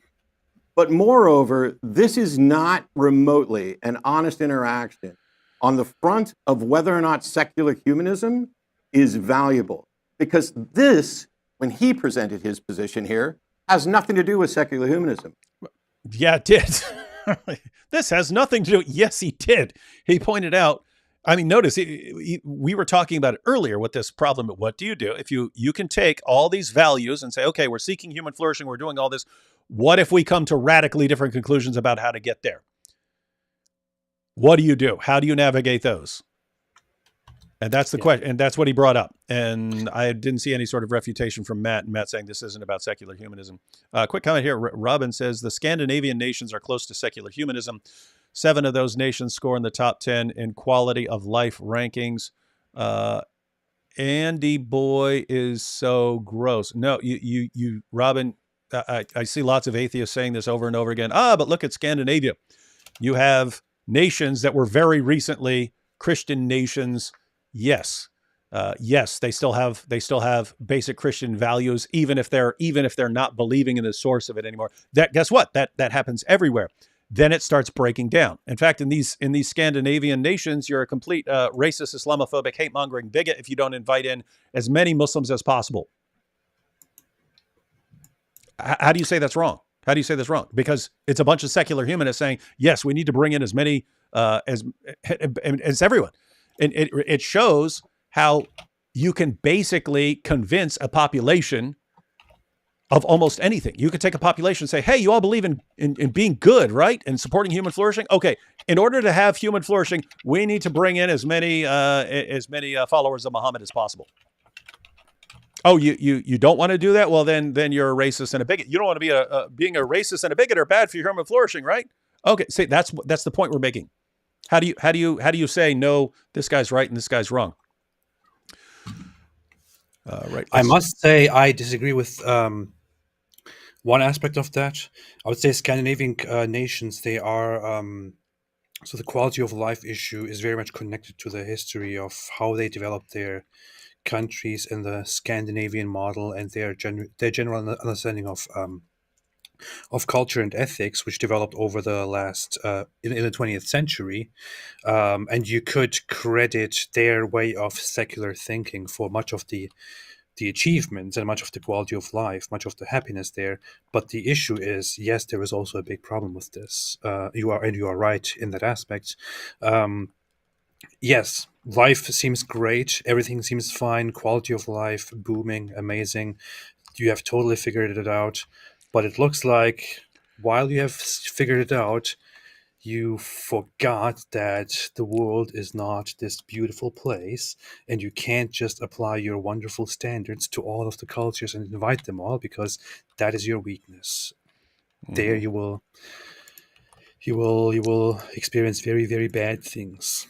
And I'd be interested in seeing how long things last, right? Like show me, okay, we've gone in this direction and we've been at it for 300 or 400 years and everything works swimmingly in our nation. Like anything, give me a city that says, hey, we're going to be. Now keep in mind, you still have to wait for the future to see whether people can keep it up. That's the point. I don't think it works. I don't think in the long run it works. So notice, at some future point, you'll be able to look back and say, okay, here was a completely secular humanist area and so on. And they all agreed on secular humanism and things worked out well for them for a long time. And it worked out better than everyone else. You'd have to see it in the long run. We haven't seen that. Of course, that's what's going to happen. What are you talking about? Someone here said Dillahunty had to walk out. Worst case scenario, he gets canceled. But I suspect his real motivation is money. He walked out and into the arms of the woke, and he's laughing all the way to the bank.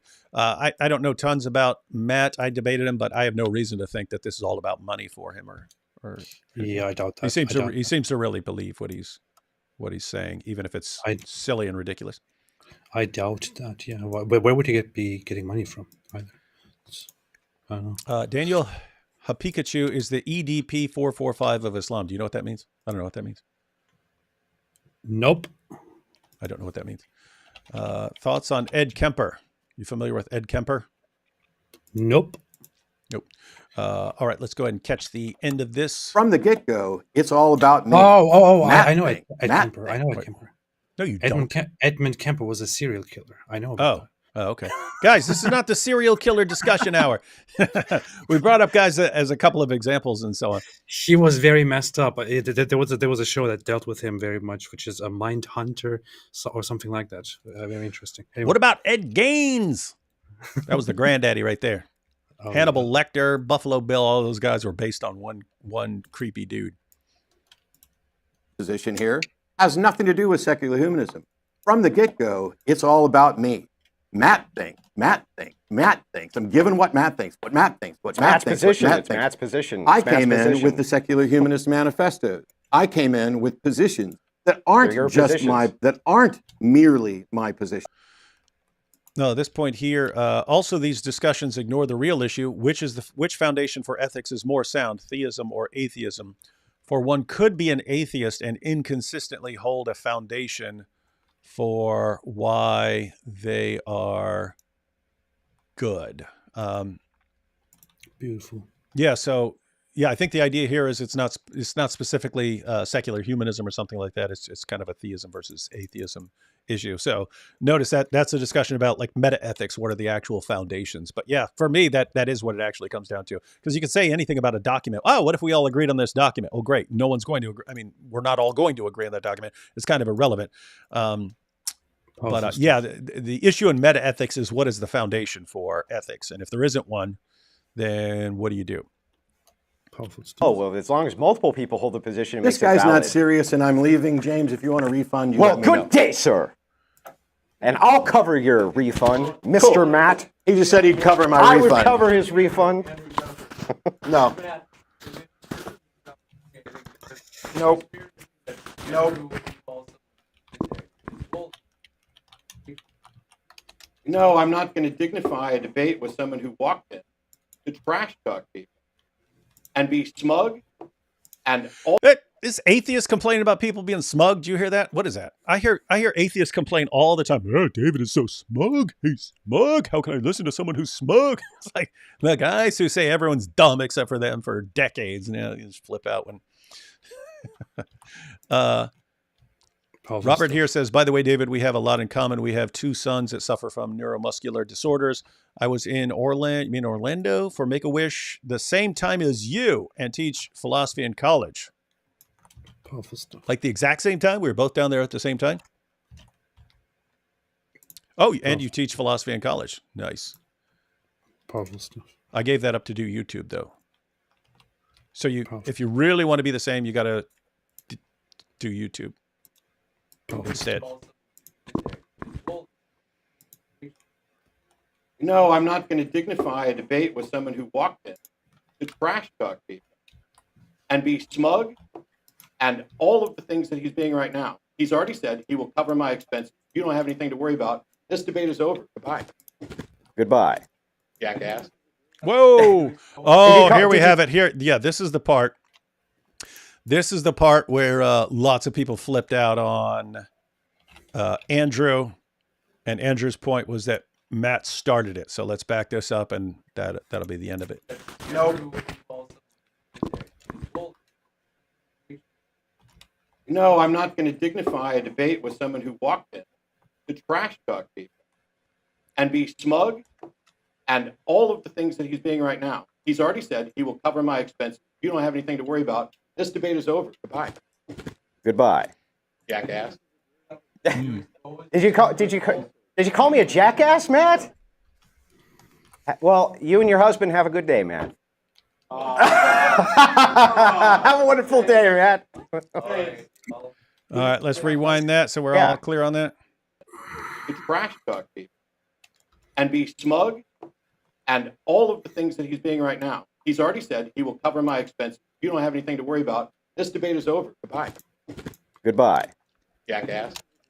Did you call me a jackass, Matt? Well, you and your husband have a good day, Matt.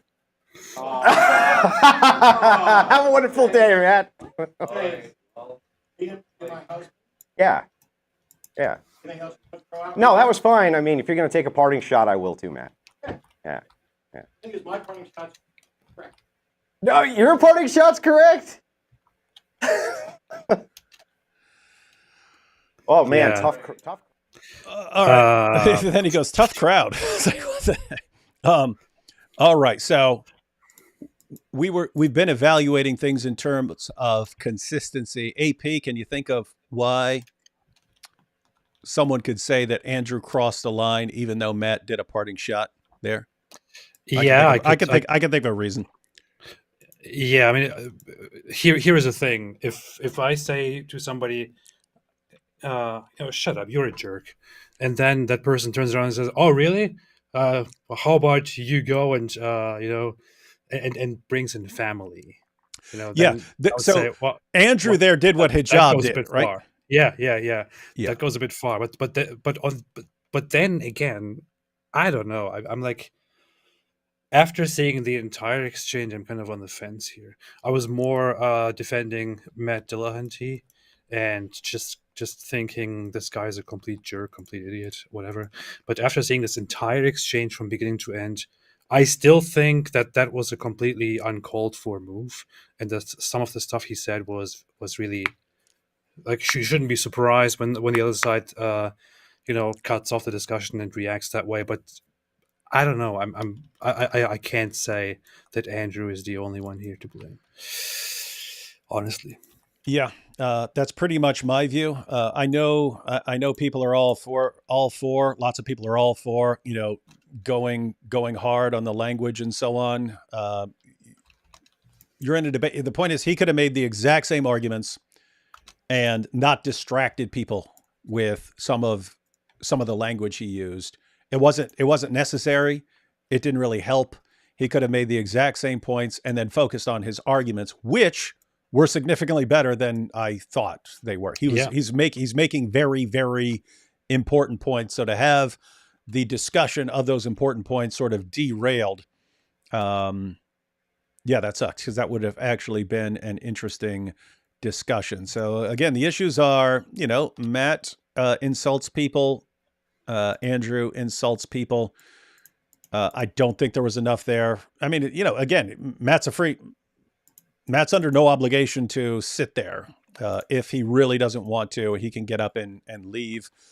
I don't think he should have got up and left. I think he should have asked him to dial it down. Again, at least given a warning or something like that. But it could have been a very good debate. I think it could have been a very interesting debate. I was genuinely interested in how it was going. And to be very honest, although I would say my worldview would probably agree much more with Matt Dillahunty's worldview than with Andrew's worldview. But to be very honest here, just looking at the opening speeches, I found Andrew's opening speech much more interesting and much more, much more informative, much more addressing actual issues. The arguments were actually sound. And I was genuinely interested in how Matt would respond to that. And this could have been a good debate, but Andrew did contribute in the way he presented it to, I don't know, degrading and ruining it in the end. And notice, why did we, until we actually went through it carefully and discussed the points that were being made, why do so many people get the impression that Andrew's just a jerk and you shouldn't interact with him? If he hadn't said those couple things or had worded those things, because when you do that, you sort of make that people's focus. People focus on that. In other words, if you make the most brilliant case, let's say you have 20 minutes to make a case for something, you make this brilliant case, and then you say a bunch of really mean things about someone. Well, guess what? That stands out in people's mind. People have an emotional reaction to that sort of thing, and that becomes the focus of their brain. And now they're not paying attention to your arguments, and they're not listening anymore. Yeah, people like to say this whole thing, and people like to say, "Oh, so what? This is based. This is good. This is, say it as it is. What about the emotions? Nobody cares. If you're trying to make a point, then you need to think about it. Yeah. You're dealing with humans.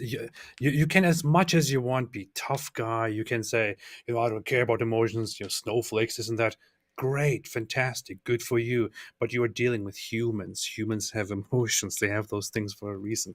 They and you have to take that into consideration. If you're just going to say, "Oh no, I'm going to be based. I don't care about emotions. How about go cry harder?" You'll just be in an echo chamber. That's it. Yeah, and you should just be having insult fests and so on. And if there are people who like that, you can do that and so on. But if you're here's the thing. It really looks like Andrew's goal was to show that there is a big problem with secular humanism. The arguments that he used, we agree, presented a serious problem for secular humanism, and yet the vast majority of people don't even know what his arguments were. Yes. Even people who watched it don't know what his arguments were, because I've seen people talk about what his arguments were and they're getting it completely wrong. He was making an important point. People missed it because of, again, I'm not saying you can't do that. It just depends on what your goal is. But so in other words, you could say, no, what I really want to do is tick off Matt Dillahunty and make him rage quit and get some, get that sort of thing going. Well, okay, then mission accomplished. But if you wanted to make your point, then yeah. That was very he kind of derailed his own point. Yeah. All right, couple of final super chats, and then we'll be out. Cameron says, "AP, you mean? Well, wait. wait, what was that one right beforehand? I didn't respond to that. It says, I'm pretty sure Matt believes that morals are subjective in foundation, but objective in assessment. So he would assess human flourishing as objective. I think he would say that. I'm saying it doesn't work. It would not work that way. So as far as Matt's view, there's no ultimate foundation. He believes that human beings just happen to seek the good. Just by nature, we seek the good of ourselves and our fellow human beings. And since we seek, this is his position in a nutshell. Since we seek the good of ourselves and other human beings, well, guess what? We can find out by experience better and worse ways to go about that. And so it's objective in the sense of there are ways that sort of objectively lead to better situations. And we can think of things that objectively lead to worse situations. The point is, there are so many value-based claims involved in what you mean by human flourishing and what you should be seeking and so on. There are so many things involved in that you can't defend, that you have no foundation, that it allows me to say one thing and you to say something else and us to come to completely different conclusions, to the point where someone who believes in human flourishing could actually be committing genocide and make a case that is what is relevant for human flourishing. And other people go, what do you mean human flourishing? You're slaughtering millions of people and so on. So anyway, yeah. We're seeking clarification on that issue. We did not get it. AP, you mean the studies showed intelligence concordances in the twins reared apart, not just siblings? Yeah, there are twin studies on this sort of thing. Oh, yeah. The most notable study of this kind was the Minnesota study of twins reared apart. Yeah, there's awesome stuff on twins. Matter of fact, we should just do a show one day on twin studies and how awesome this stuff is. I think that's probably what I'm referring to. That's I was gonna say twins, but I wasn't remembering it very well. So, but that's I'm pretty sure that was it. I actually learned it in psychology class. You take psychology, man. I'm talking about every indigenous community getting converted into Christianity for a land grab, Aboriginal Australians, Native Americans, etc. Oh, that was that earlier. Like, what if someone showed up and that's based. Yeah. Notice from a secular humanist perspective, what would you say? It's based. If Christians show up and, hey, we're gonna improve your society, I would say it's based. This fanatic says the majority opinion for Buck versus Bell involuntary sterilization is all about flourishing. It's an eye-opening read. Yeah, I mean, eugenics in general.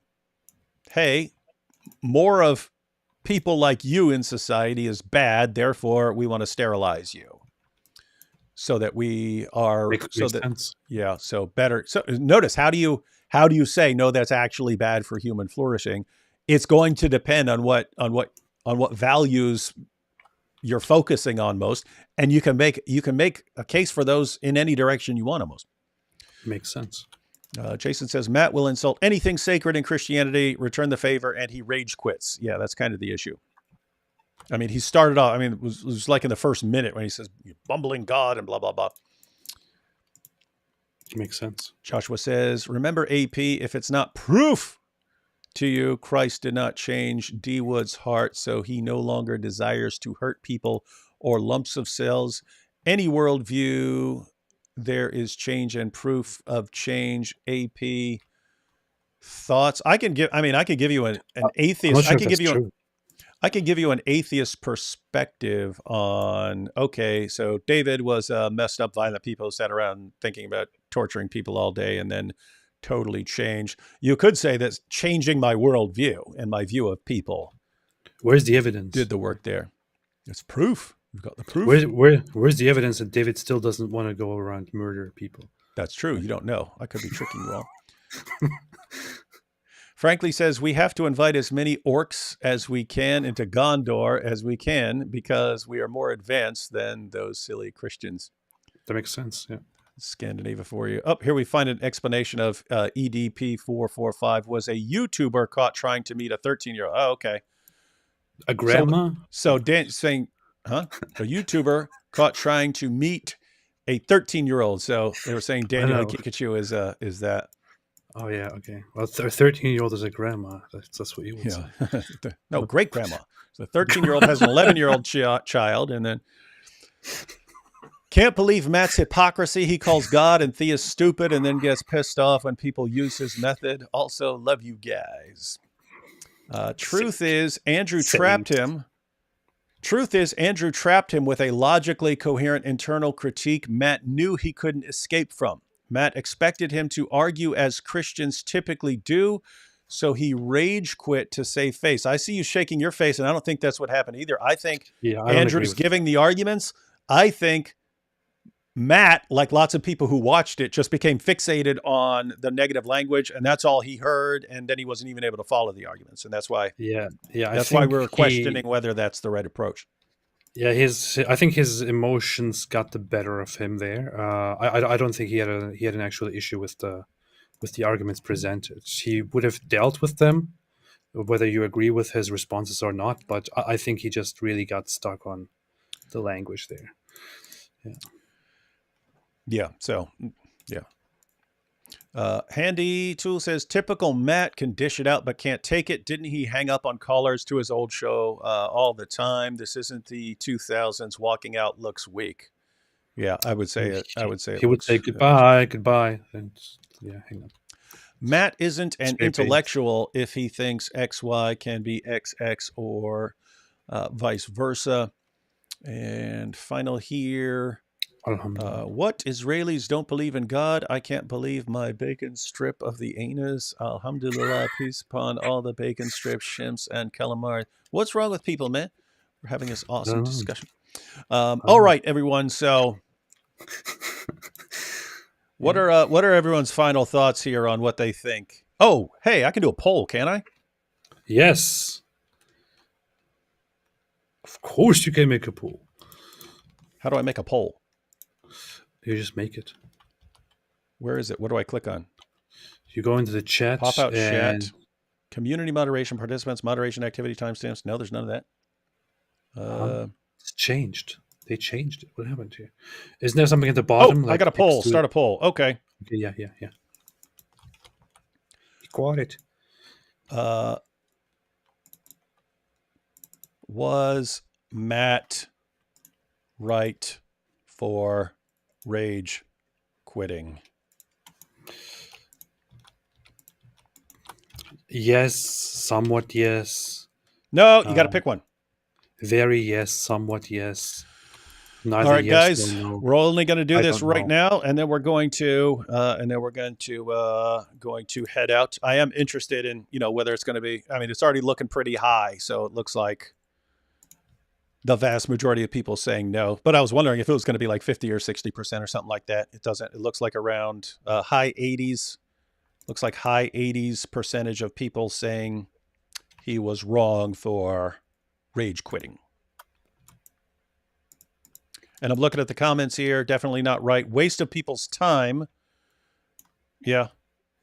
Yeah, and again, that's part of it. I mean, people are actually, it's not just people watching online where someone rage quits, you can just click off it. No harm, no foul. It's actually people traveling to watch these debates and then Matt walks out and so on. So the point here is if you have an actual event set up where you're brought in by a third party, that's not like hanging up in a show. That's different from hanging up on someone in a show. It seems like you should have some serious justification for walking out. You know what I want to ask here? What I want to ask here? So the same people who say that he was wrong for rage quitting, and let me speak, because I'm going to answer my own question here. But the question I would ask is, if the situation was that there is an atheist there in the debate and he says like, oh yeah, and people think that we have to, adjust our values for their stupid sky daddy and, do this and this and then go to their dumb churches and respect their things. And if then a religious person said, yeah, we're obviously not here for a serious discussion, so goodbye, and walked out, would the same people also say that that person was wrong for walking out? And I would say that lots of the people who say Matt was wrong actually would say that that person would be wrong. But what do people say? I'm wondering. Yeah.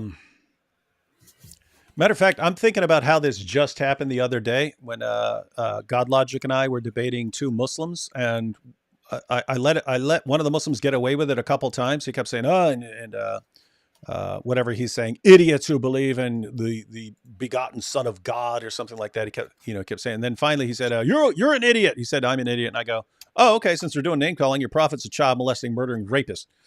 And then he said, "Whoa! I didn't say anything about your." And I said, "What? I thought we're going with insults." And then his partner said, "Hey, take it back, man." His partner said, "Hey, take it back."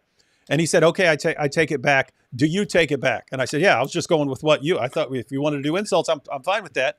But yeah, if you're taking it back, then I take it back." And notice, then we went through the rest of the debate, and there were no more insults. See, but notice, you see, you could have had something right.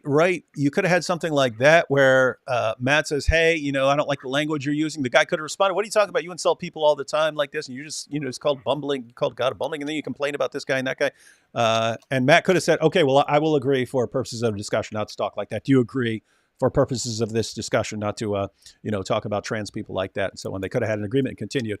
And then if the guy said, "No, I insist upon this," then Matt could have said, "Okay, then I don't want to have this conversation." Something along those lines. Oh, and then we have Muhammad and Shoaib got burned by the wood. Oh yeah. Yeah, it was interesting because they're Quran only Muslims, so that was a different kind of discussion. They didn't believe in things I was quoting from the Hadith and so on. To be honest, I think James contacted me first and said, "Hey, would you want to team up with David and have a debate with these guys?" And I said, "Yeah, with David if he's interested, of course." But to be honest, I'm not very interested in debating these guys. So whatever. And then he contacted. Well, that's cool because that worked out for everyone. Because then I got a good partner. Yeah. I got God logic. God logic's cool. And he seems to be good. So he's very good, and he's cool because he's super young. So, like guys like us can eventually retire because you got these younger generation who are going to school the school. I like that guy. He's cool because he's smiling and happy and enjoying everything. All right, everyone. Well, I think we are planning on going live as much as we can this week just because we need to catch up on tons of issues, but did have a ton of requests for this topic, so I'm glad we got through it. Looks like the final count is 84% said Matt was wrong for rage quitting. So the final countdown. Point is, we have a lot of people from a lot of different backgrounds watching us, and if 84% of people say you're wrong, and you don't think you're wrong, how could you possibly support secular humanism when 84% of people might disagree with you about something and you have no foundation for saying that you're right? Got that? 84% say you're wrong, then you are wrong. See what we just did there? Matt has some utopia in mind where we're all going to aim towards this thing. We're all going to agree and we're all going to figure, Matt, you just did something and 84% of people said you were completely wrong. How would how would you convince them that you're right? You're going to have to say, no, you can't talk about people that, well, wait a minute, but you talk about people, and it's going to be in this big mess. So, but he's going to say that there is an objective truth that you might have to sit down and argue about and analyze and then eventually reach, and that those people who voted against this are just deluded by a wrong worldview, and then we would have to get into a long discussion and have a debate on that and then figure that out for the rest of our lives and whatever you're even doing with our lives. Mm-hmm. So, anyway, that's what he's going to say. All right, guys. So we will be back soon. We're going to have a discussion with Rabbi Shmuley here pretty soon. And so anyway, pay attention to our channels and social media and stuff. We'll keep you updated on where we will be, but should be some fun stuff coming up. All right. Catch you all next time. Bye-bye.